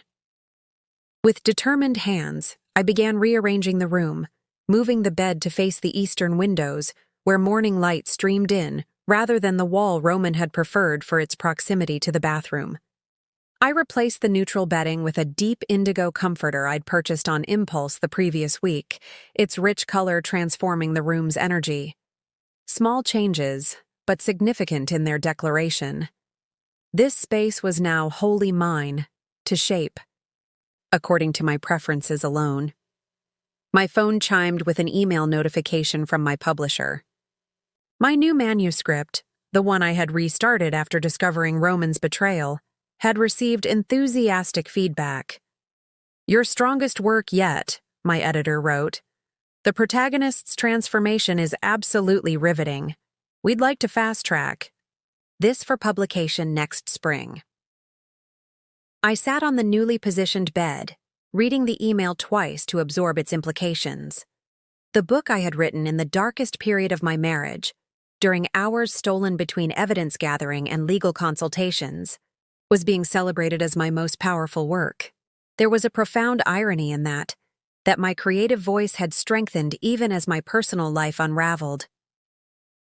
The doorbell rang, interrupting my contemplation. Through the peephole, I saw Annie on my porch, holding a plant in one hand and what appeared to be a folder in the other. I opened the door, greeting her with genuine warmth. "Housewarming gift," she announced, thrusting the potted fiddle leaf fig toward me. "I know it's technically not a new house, but it's a new chapter, which deserves some ceremonial foliage." I laughed, accepting the plant. Thank you, though fair warning, my track record with houseplants isn't stellar. This one's nearly indestructible, she assured me, following me inside. Like its new owner. We settled in the living room, where subtle changes reflected my ongoing reclamation of the space. Roman's academic tomes replaced by art books I'd always wanted to display. His austere lamp exchanged for a warmer, more eclectic piece I'd found. At a local gallery. The place feels different, Annie observed, glancing around. Lighter somehow. I'm making changes gradually, I explained. Feels less overwhelming that way. She nodded, then placed the folder she'd been carrying on the coffee table. That's actually related to why I'm here. I have a proposition for you. I raised an eyebrow, intrigued. Annie wasn't usually one for mysterious propositions. I'm listening. I've been thinking about what you said last week, about feeling untethered, about needing something beyond just not being married to Roman to define this next phase. She opened the folder, revealing property listings. What if that something was a complete change of scenery? I leafed through the printouts, charming cottages and sophisticated apartments in a coastal town about 2 hours north. Are you suggesting I move? I'm suggesting you consider it, she clarified. This house, for all your redecorating, still holds the history of your marriage. Maybe a fresh space would help you figure out who you want to be now. The suggestion caught me off guard, not because it was unwelcome, but because it represented a step beyond what I'd allowed myself to contemplate. My focus had been so intensely trained on ending my marriage that I had given relatively little thought to what would follow. Divorce had been the destination. Anything beyond it remained hazy and undefined. I don't know, I said finally. The house is familiar, safe in its way. Safe isn't always best, Annie replied gently. Sometimes it's just stagnant. Her observation struck a nerve, reminiscent of my sister's assessment weeks earlier. Had I exchanged one form of self-protection for another? First becoming the strategic collector of evidence, now the cautious renovator of familiar spaces? There's something else, Annie continued, retrieving a brochure from the back of the folder. The university there has a creative writing program. They're looking for a visiting professor for the spring semester. I showed the department chair your background, and she's extremely interested. I stared at the brochure, possibilities unfolding like petals in my mind. Teaching had always been a distant ambition, something I'd considered for someday when the demands of my own writing allowed. The timing seemed almost too perfect. This feels suspiciously well-researched, I said, studying Annie with narrowed eyes. How long have you been planning this? She had the grace to look slightly embarrassed. Since about a week after you discovered Roman's affair. I knew eventually you'd need an exit strategy, not just from the marriage, but from the life that contained it. The realization that Annie had been planning for my future while I was still grappling with my disintegrating present brought a rush of emotion.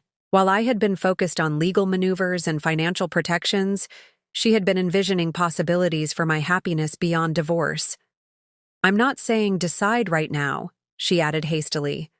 Just consider it. Visit the town, talk to the department chair, see if it feels right. I gathered the listings and brochure, feeling their weight, not as a burden, but as tangible evidence of potential paths forward. For months, my energy had been directed toward ending something.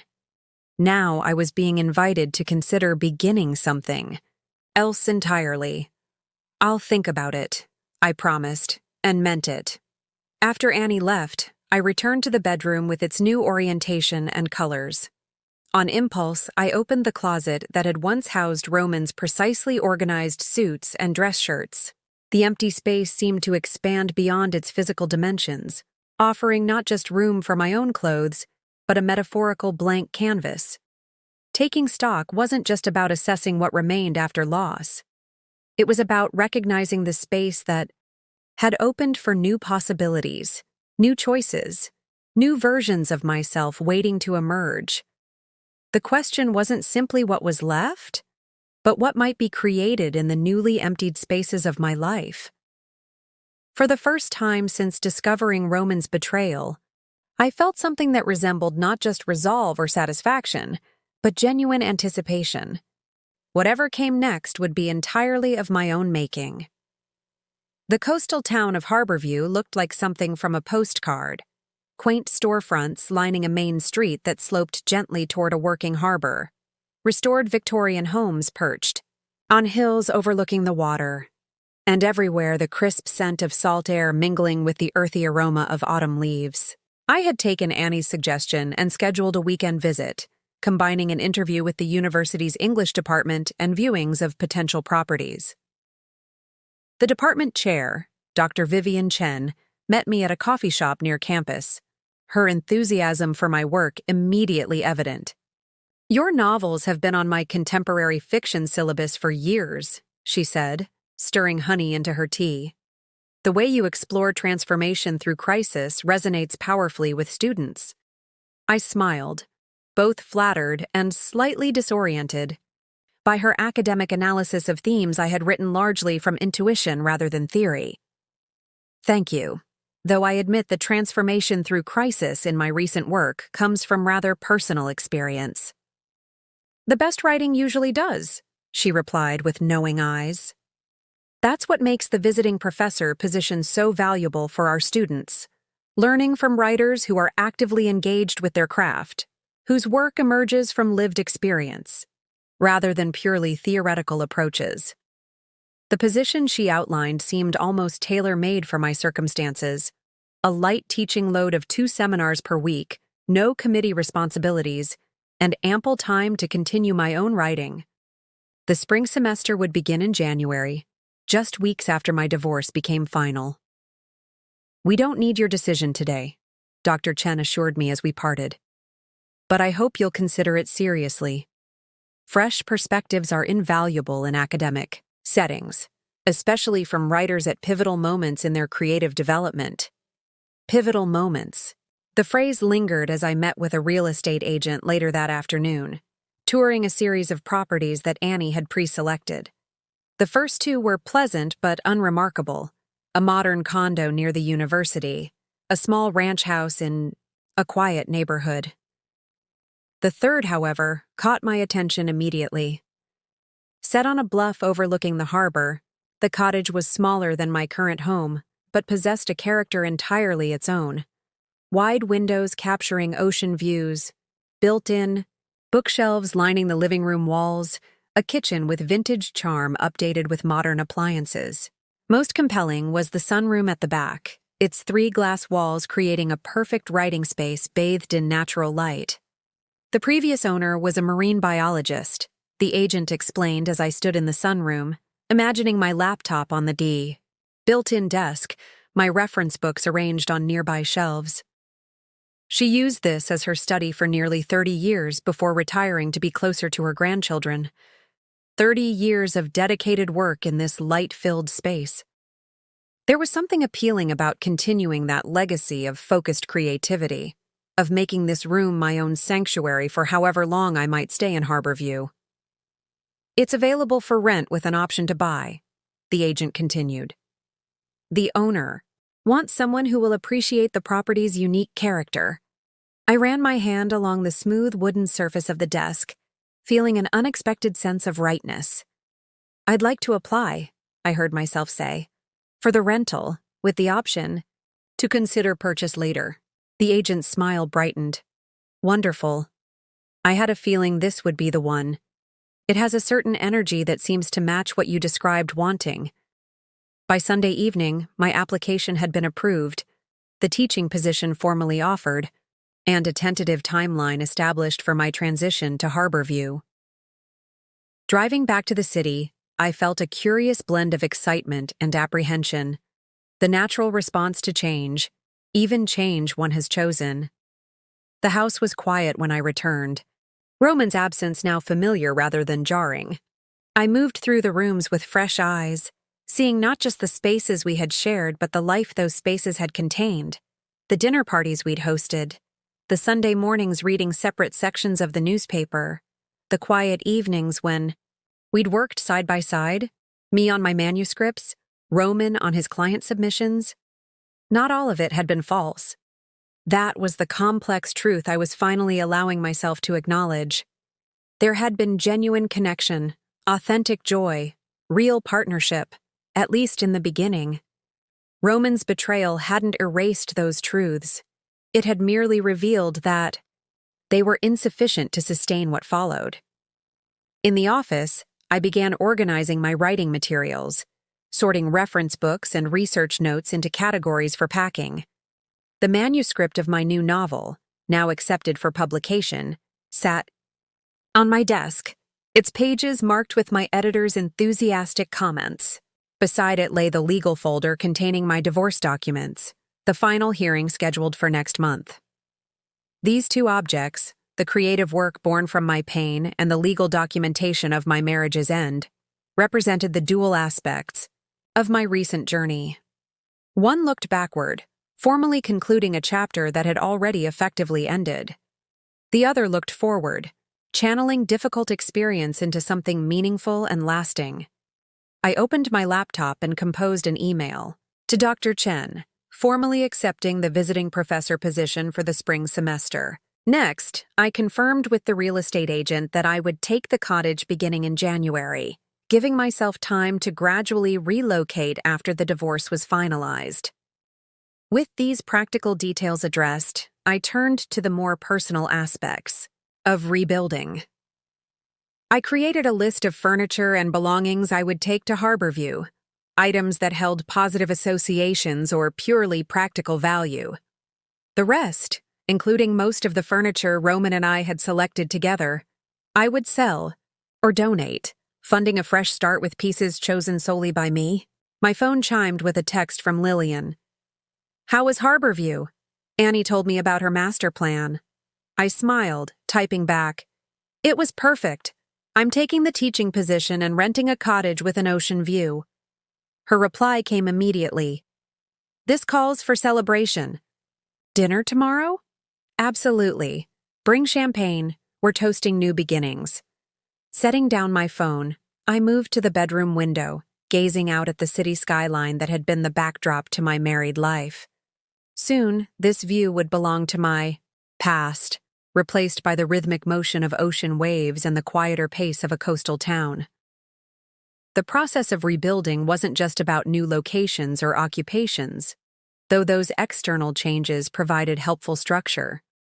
The deeper rebuilding was happening internally, reconstructing my sense of self, my trust in my own judgment, my capacity for joy independent of relationship status. As I turned away from the window, I caught my reflection in the mirror, the same features that had stared back at me throughout the darkest days of discovery and legal maneuvering, but somehow different now, more settled, more certain. The eyes that looked back at me belonged to a woman who had navigated betrayal without being defined by it, who had found strength in her most vulnerable moments. Rebuilding, I realized, wasn't about erasing what had been broken, but about creating something new from the experience of brokenness itself. Not despite the fractures, but because of them, and because of the wisdom gained in putting the pieces back together in a new configuration. December arrived with a flurry of activity, packing boxes for the move to Harborview, finalizing the spring semester syllabus, and preparing for the divorce hearing that would officially end my marriage to Roman. The date had been set for December 15th, perfectly timed to conclude this chapter before the new year began. I had been so absorbed in these practical matters that the invitation caught me completely off guard. A tasteful cream envelope addressed in elegant calligraphy, bearing the return address of a prestigious downtown hotel. Inside was an invitation to the annual Literary Awards Gala, an event Roman and I had attended together every year since my first novel was published. I stood in the kitchen, staring at the gilded card with mixed emotions. Normally, Roman would have handled the RSVP, incorporating the event into his careful networking strategy, introducing me to potential collaborators while strengthening his own industry connections. This year, attending would mean navigating the evening alone, facing inevitable questions about my marriage and awkward encounters with colleagues who had known us as a couple. My finger hovered over the regrets checkbox, the safer option by far. Then my gaze fell on the nominee list, and one name jumped out: Luis Martinez, Roman's former client whose royalties had been among those Roman had embezzled. Luis had been nominated for the prestigious First Novel Award, a significant recognition that Roman should have been celebrating as his agent. Curiosity and a sense of unfinished business propelled me toward the will attend option. Before I could reconsider, I checked the box, wrote my name alone on the response card, and slipped it into the mail. The night of the gala arrived crisp and clear, stars visible even through the city's ambient light. I chose my outfit with deliberate care, not the typical literary cocktail dress I would have worn in previous years, but a sleek jumpsuit in deep emerald that Annie had helped me select, paired with a vintage Art Deco necklace that had belonged to my grandmother. Nothing Roman had ever seen, nothing that evoked our shared past. The hotel ballroom was already crowded when I arrived, literary luminaries and industry professionals mingling over champagne and elaborate hors d'oeuvres. I accepted a glass from a passing waiter and surveyed the room, mentally preparing for the inevitability of encountering familiar faces. "There she is," a warm voice called from nearby. I turned to find Archer Williams, a best-selling thriller writer whose work I had always admired. "I was hoping you'd be here." His genuine welcome eased some of my tension. "Wouldn't miss it," I replied, accepting his friendly embrace. "Congratulations on your nomination. The new book is extraordinary." "Coming from you, that means something," he said. "Listen, I've been meaning to reach out. I heard about the situation with Roman and the agency. Several of us have moved to new representation, and I wanted you to know it wasn't just about the financial issues." I nodded, appreciating his discretion in a public setting. "Thank you. It's been a complicated time." "I can imagine." He glanced around before continuing in a lower voice. "Just so you know, the literary community's support is with you. Whatever Roman may have done, no one confuses his actions with your integrity."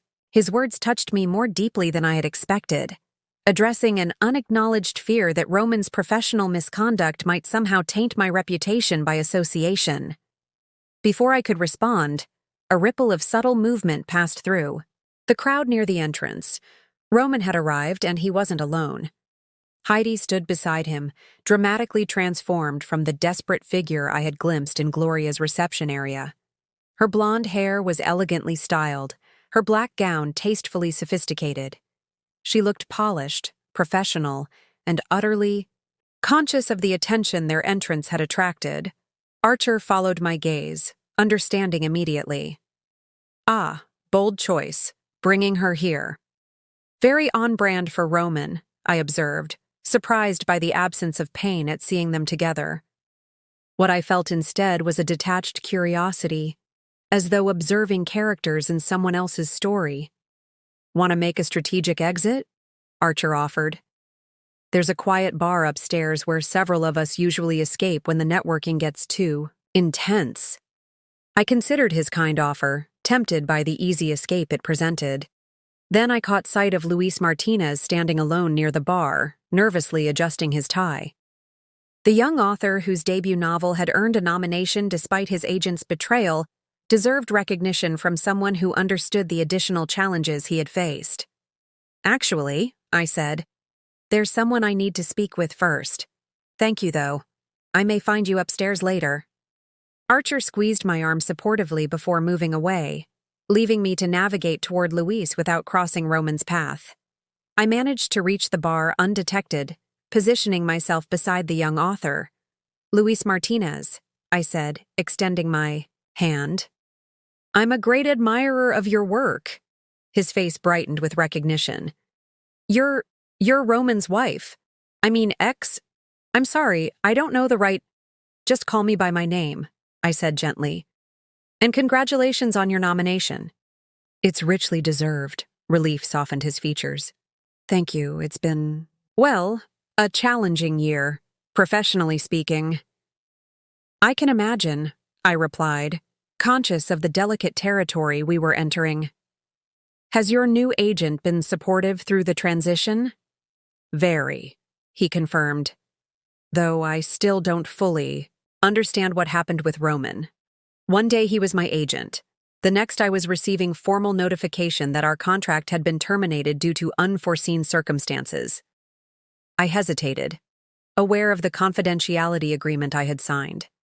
The literary world can be complicated, I offered finally. But your talent transcends any agency issues. The nomination proves that. Luis nodded, though confusion lingered in his expression. Before our conversation could continue, I sensed a presence behind me, a familiar cologne, the slight clearing of a throat I would recognize anywhere. Luis? Roman's voice was perfectly modulated for the public setting. Congratulations on the nomination. I turned slowly, meeting my almost ex-husband's gaze for the first time since the signing at Gloria's office. He looked different, thinner, with subtle signs of strain around his eyes that his expertly tailored suit couldn't disguise. Heidi hovered anxiously at his elbow, her composure slightly fractured by the unexpected encounter. Thank you, Luis replied, his tone noticeably cooler. It was a surprise, given everything. An awkward silence descended, the weight of unspoken history almost palpable among the four of us. I took a deliberate sip of champagne, allowing the moment to extend until Roman finally addressed me directly.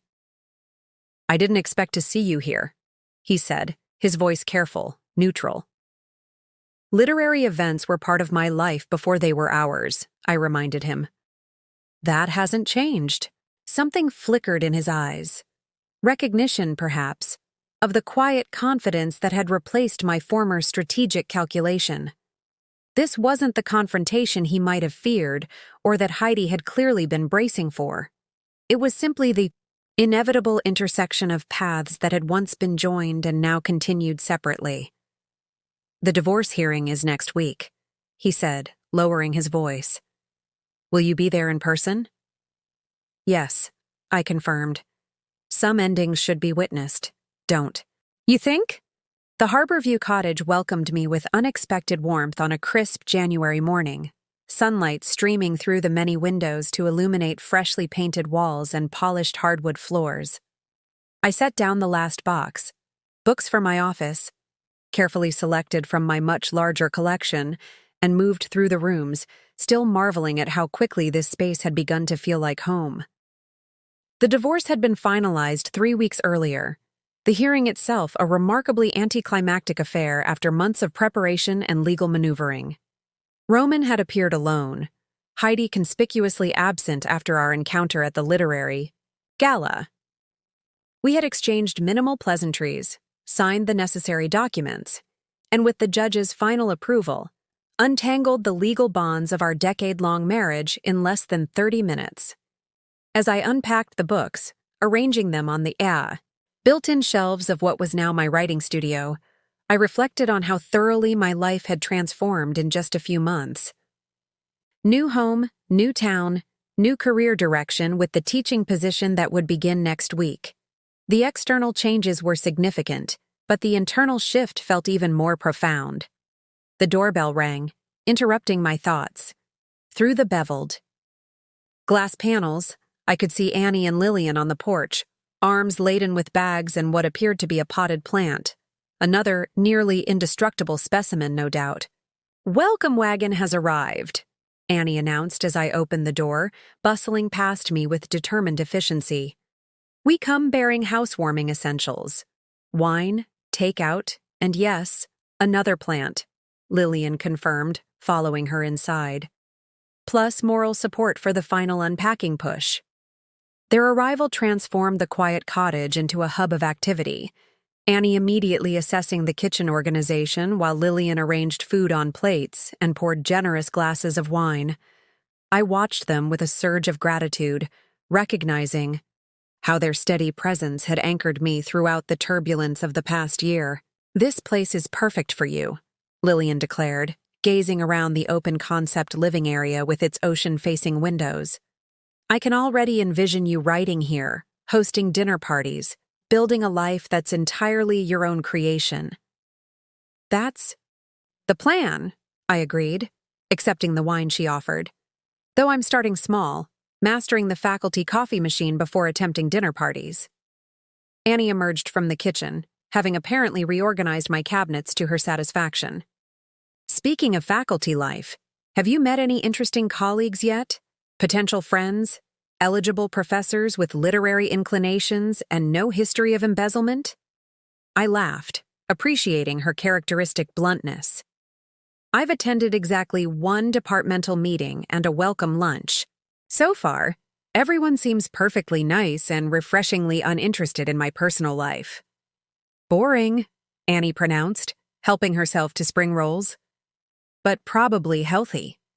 We settled around the small dining table, the familiar rhythm of our conversation a comforting constant amid so much change. They updated me on city happenings, mutual friends, neighborhood developments, the closing of our favorite bakery and opening of a promising new one. News that would have been part of my daily life just weeks ago now reached me as dispatches from a world I was no longer fully part of. "Have you heard anything about Roman?" Lillian asked eventually, her tone careful. "Not that you need to know, but just in case you were wondering." I hesitated, realizing I hadn't thought about Roman in several days, a small victory in itself. "Nothing recently. Last I heard, he was working with a lawyer on the embezzlement charges, negotiating some kind of settlement with the authors involved." "And Heidi? Still in the picture?" Annie inquired, never one to shy away from uncomfortable questions. "I believe so, though their grand plans for a fresh start have probably been complicated by Roman's legal and financial situation." I was surprised by how little curiosity I felt about the details of their relationship. "Honestly, it feels like a story I read once rather than lived through." "That's called healing," Lillian observed with a gentle smile.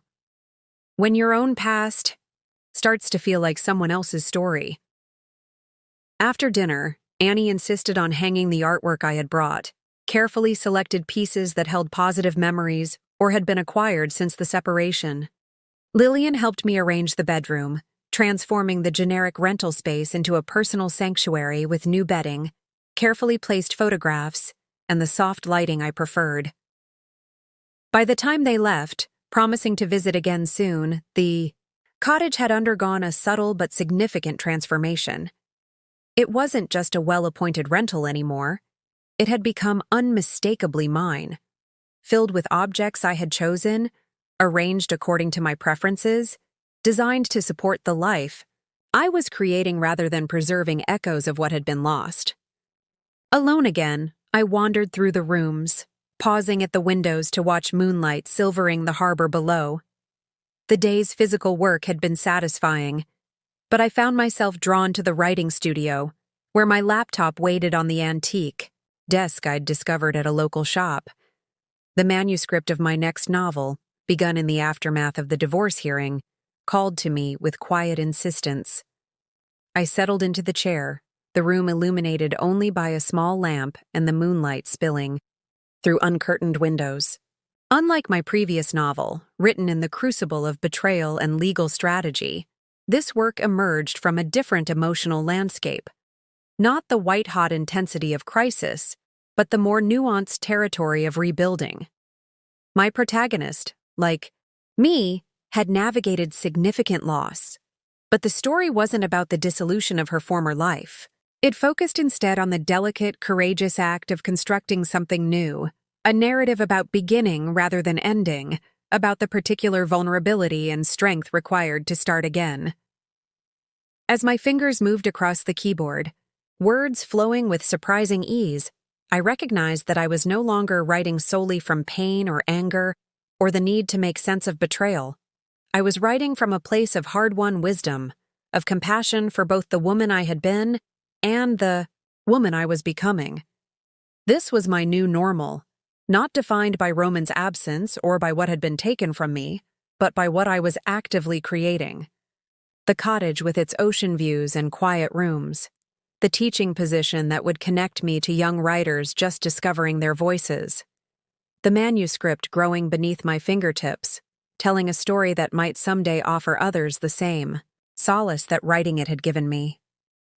Outside, waves broke against the shoreline in rhythmic succession, a natural metronome marking the passage of time, the steady progression from one moment to the next.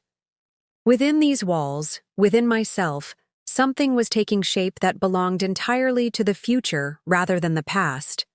Not a replacement for what had been lost, but something wholly original, built from experience, choice, and the particular. Courage that comes from surviving what you once thought would destroy you. Spring arrived in Harborview with theatrical fanfare, cherry blossoms erupting along the main street, fishing boats freshly painted for the new season, and students emerging, from library hibernation to study on the sun-dappled campus lawn. I had settled into a rhythm that felt both novel and natural, teaching Tuesday and Thursday mornings, writing in my Ocean View studio most afternoons, and gradually integrating myself into the small community that had welcomed me without question or excessive curiosity. My creative writing seminars had attracted an eclectic mix of students, earnest English majors with literary ambitions, science students seeking a creative outlet, and several older community members taking advantage of the university's audit program. Among the latter was Gloria, a retired judge in her 70s who shared my divorce attorney's name and similarly formidable intellect, though applied to poetry rather than legal strategy. "Professor," Gloria called, approaching me after class, one Thursday in early April. "I've been meaning to ask if you'd consider being a guest speaker at our Literary Society meeting next month. We're hosting a discussion on resilience narratives in contemporary fiction, and your work has been central to our conversations." I hesitated, still adjusting to being addressed as professor, despite nearly 3 months in the role. "I'd be honored," I replied, gathering my teaching notes. "Though I should warn you, I'm still figuring out how to discuss my own work in academic contexts." Gloria's laugh was warm and knowing. "That's precisely why we want you. Too many academic discussions remove the living, breathing author from the analysis. We're interested in the messy reality of creation, not just the polished theories about it." As we walked together toward the campus coffee shop, a post-seminar ritual I had established early in the semester, Gloria mentioned that the Literary Society included several published authors from the area, including a mystery writer whose work I had long admired. "Seth Adams lives here?" I asked, surprised to hear the nationally recognized author resided in our small coastal town. "For nearly 20 years, Gloria confirmed. "Keeps to himself mostly, but he's faithful about our monthly meetings. Says we keep him honest about his work." The name tugged at my memory, something familiar yet just out of reach. "I'd love to meet him. His latest mystery was brilliantly structured." Gloria smiled enigmatically. "I think you'll find you have more in common than just writing. He came to Harborview after a difficult divorce as well. Found his creative voice again here, much like you seem to be doing." The parallel struck me as both comforting and slightly unnerving, the idea that someone else had walked a similar path and found restoration in this same coastal sanctuary. Before I could question Gloria further, my phone chimed with an incoming call from my editor in New York. "I should take this," I apologized, stepping away to answer. The call brought unexpected news. My most recent novel, the one written during the discovery of Roman's betrayal and the subsequent divorce proceedings, had been shortlisted for the National Book Award. My editor's voice bubbled with excitement as she outlined the publicity plans, the fall ceremony. In New York, the significant boost this would bring to both sales and my literary standing. "We need you back in the city for a press lunch next month," she concluded. "Just a small gathering with key literary journalists. Your publisher is thrilled, absolutely over the moon about this recognition." I ended the call in a state of stunned disbelief, staring at the cherry blossoms fluttering against a perfectly blue sky. The news should have been purely joyful, the kind of professional validation every writer secretly hopes for, but it arrived with complicated undercurrents. Returning to the city, even briefly, meant potentially encountering Roman, navigating spaces we had once shared, revisiting a past I had worked so diligently to process and release. More disconcerting was the irony that my greatest professional achievement to date had emerged directly from my greatest personal pain. The novel that had caught the award committee's attention chronicled a woman's discovery of profound betrayal and her subsequent journey toward reclaiming her identity. Fiction that paralleled my reality with only the thinnest veil of narrative, distance. Lost in these thoughts, I almost missed Gloria's approach, her expression concerned as she registered my distraction. "Good news or bad?" she asked, the directness that made her such an effective workshop participant evident in her question. "Complicated news," I replied honestly. "My novel's been shortlisted for a major award." Her face brightened. "That's wonderful, though your expression suggests there's more to the story." "The novel was written during my divorce," I explained, feeling a strange need to confide in this woman who had become both student and friend. It's difficult to celebrate work that came from such a painful place. Gloria considered this, her expression thoughtful. "My dear, the most significant blessings often arrive disguised as disasters. When my husband of 30 years left me for his dental hygienist, yes, a cliché, I'm aware, I thought my life was effectively over at 62. Instead, I finally wrote the poetry I had postponed for decades, traveled to countries I had only read about, and found a community that valued me for my mind rather than my role as someone's wife." She patted my arm gently. "Your pain produced art that resonates so deeply it's being recognized at the highest levels. That doesn't diminish the suffering you experienced, but it does transform it into something meaningful, not just for you, but for readers who find their own struggles reflected in your words." Her perspective shifted something in my thinking, offering a frame that acknowledged both the pain of my experience and the value of what had emerged from it. The award nomination wasn't a silver lining that somehow compensated for Roman's betrayal. Nothing could do that. But it represented something I had created entirely separate from him, a testament to my resilience rather than a reminder of my wounds. "Thank you," I said simply. "That helps." "Good," Gloria replied briskly. "Now, about that literary society meeting, I think May 15th would work perfectly. After your press lunch in the city, but before the summer tourism season overwhelms us all. And I promise we're a gentler audience than your graduate seminar students." As we parted ways, I found myself smiling at the unexpected blessing of this new friendship, one that would never have entered my life had I remained in my marriage, in the city, in the carefully constructed identity I had maintained as Roman's wife. The award nomination was significant, yes, but equally valuable were these smaller gifts. Conversations that challenged my thinking, connections formed without the shadow of my past, and the gradual discovery that loss had cleared space for possibilities I couldn't have imagined in my previous life. The literary press lunch in New York felt like visiting a foreign country where I happened to speak the language.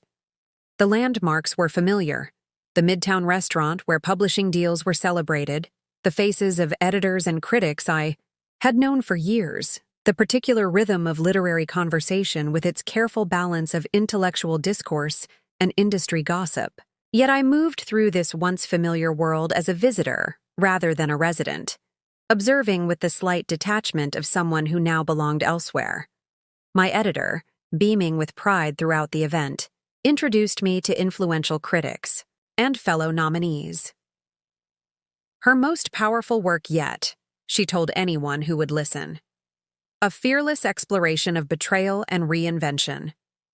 I accepted congratulations with genuine gratitude while deflecting questions about the novel's autobiographical elements with practiced responses. Yes, I drew from personal experience. No, not every detail mirrored my life. Yes, Writing through difficult circumstances had been both challenging and cathartic. What I didn't share was how thoroughly the act of writing had saved me during those dark months, how transforming my pain into narrative had provided structure. When my personal life was chaotic, how creating a protagonist who navigated betrayal with dignity had helped me discover my own strength. Some truths belonged to me alone, too intimate to become talking points at a promotional lunch. The event concluded earlier than expected, leaving me with several hours before my train back to Harborview. On impulse, I decided to walk through Central Park, allowing myself to revisit a space that held memories from both my marriage and my earlier life in the city. It was there, seated on a bench near the lake, that I spotted him. Roman, walking alone along the pathway, his face turned toward the water. He looked different somehow, his confident stride replaced by a more measured pace, his expression thoughtful rather than calculating. For a moment, I considered slipping away unnoticed. There was no legal or practical reason for us to interact. Now, no loose ends requiring conversation. Yet something kept me seated, a curiosity not about Roman specifically, but about how I would feel seeing him up close, speaking with him as the person I had become, rather than the woman he had betrayed. He noticed me before I could decide, his step faltering as recognition dawned. After a brief hesitation, he approached, stopping a respectful distance from my bench. "I heard about the nomination," he said, his voice carrying none of the defensive edge I remembered from our last encounters. "Congratulations. It's well-deserved." "Thank you," I replied, gesturing to the empty space beside me, an invitation he accepted after a moment's consideration. We sat in silence briefly, the afternoon sun warming the spring air around us, the sounds of the park creating a buffer against uncomfortable intimacy. "How is Harborview?" he asked finally. "Annie mentioned you're teaching now." "It suits me," I answered, surprised by how easily I could discuss my new life with him. "The town, the teaching, all of it. I'm writing more consistently than I ever have." He nodded, a flicker of what might have been regret crossing his features. "I always said you needed space to fully realize your talent. I just never imagined—" He trailed off, leaving the thought unfinished. "That the space would come from our marriage ending?" I completed gently. "Life rarely follows the narratives we construct for it." Roman smiled faintly at this, acknowledging the writer's observation. How very true. Another silence fell between us, less awkward than the first. I studied him with objective eyes, noting the gray at his temples that hadn't been there a year ago, the slight softening of his once sharp jawline. He had aged, as had I, but the change seemed more pronounced in him, as though the unraveling of his carefully constructed life had accelerated the physical evidence of time's passage. "Heidi and I ended things," he said abruptly, answering the question I hadn't asked. 3 months ago. Turns out relationships founded on deception rarely survive the consequences of being caught.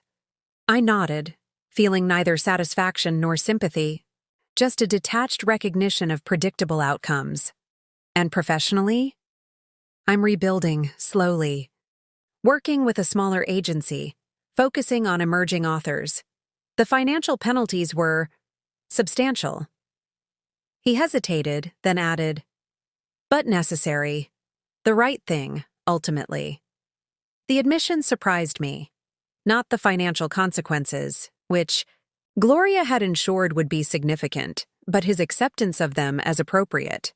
This wasn't the Roman I had known, who justified his actions through elaborate rationalizations and deflected responsibility whenever possible. "And you?" he asked. "Beyond the nomination and the teaching, are you happy?" The question was sincere, without the undertone of manipulation or strategic information gathering that had colored so many of our exchanges during the divorce. "I'm at peace," I answered truthfully, which turns out to be better than the happiness I was settling for. The Harborview Literary Society meeting was held in the sunlit community room of the local library, windows open to catch the May breeze carrying the scent of lilacs from the garden outside. About 30 people had gathered, a mix of ages and backgrounds united by their love of literature and thoughtful conversation. Gloria had introduced me with flattering thoroughness, mentioning not just my novels and recent nomination, but also the impact my teaching had already made on the university's writing program. As I moved to the small podium, I was struck by how comfortable I felt in this room of relative strangers, more at ease than I had been at the prestigious press lunch surrounded by industry connections I'd known for years. Resilience narratives, I began, are often misunderstood as simple stories of overcoming adversity, of falling down and getting back up. But the literature that resonates most deeply acknowledges something more complex, that we don't simply return to our former selves after profound challenges. We become someone new, someone who incorporates the experience rather than merely surviving. The discussion that followed was lively and thoughtful, participants sharing perspectives that ranged from scholarly analysis to deeply personal responses to literature that had sustained them through difficult times. I found myself speaking more candidly than I had anticipated about the relationship between my own experiences and my writing, though still maintaining the boundaries I had established between public persona and private truth. After the formal discussion concluded, attendees mingled over coffee and locally baked cookies. I was engaged in conversation with a particularly insightful graduate student when Gloria appeared at my elbow, accompanied by a tall, silver-haired man whose face seemed vaguely familiar. "Professor, I'd like you to meet Seth Adams," she said, her tone suggesting this introduction held special significance. Seth, our visiting novelist whose work we've discussed so often. Recognition dawned as we shook hands, not just of the successful mystery writer whose books I had admired, but of something more personally relevant. "You were at the Literary Awards Gala in December," I said. "Sitting with Archer Williams. He—" smiled, confirming my recollection. I was. Though we weren't properly introduced then. "I've been following your work for some time, even before Gloria began singing your praises." As our conversation unfolded, I discovered the parallels Gloria had hinted at were indeed striking. Seth had arrived in Harborview 15 years earlier, after a high-profile divorce from his publisher, a scandal that had briefly dominated literary gossip before being replaced by newer controversies. Like me, he had sought not just escape but reconstruction, finding in this coastal town the space to rebuild both his creative practice and his understanding of himself. The unexpected gift of that difficult time, he told me as we walked along, the harbor after the meeting, was the freedom to discover who I might become when I was no longer defined by that relationship. My writing changed, became more authentic, less concerned with market expectations. My life simplified in ways that proved surprisingly satisfying. His words resonated deeply, articulating something I had been experiencing but hadn't fully named.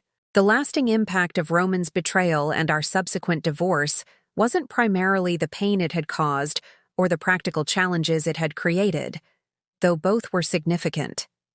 The true lasting impact was the person I had become through navigating those experiences, someone more resilient, yes, but also more authentic, more attuned to my own needs and values, more willing to risk vulnerability in my writing and my relationships. As sunset painted the harbor in shades of gold and rose, I found myself describing to Seth the moment in Gloria's office when Roman had asked why I hadn't tried to save our marriage. I told him I deserved better than fighting for someone who had already decided I wasn't worth keeping, I recalled. But the truth I've discovered since then is more profound. I deserved the opportunity to discover who I could be on my own terms, without compromising my values or diminishing my voice to maintain a relationship that had become fundamentally dishonest. Seth nodded in understanding. The end of one story became the beginning of a better one. Exactly, I agreed, watching seabirds circle against the deepening twilight. And unlike the stories I write, this one has no predetermined ending. just chapters waiting to be discovered one day at a time. Up next, you've got 2 more standout stories right on your screen. If this one hit the mark, you won't want to pass these up. Just click and check them out. And don't forget to subscribe and turn on the notification bell so you don't miss any upload from us.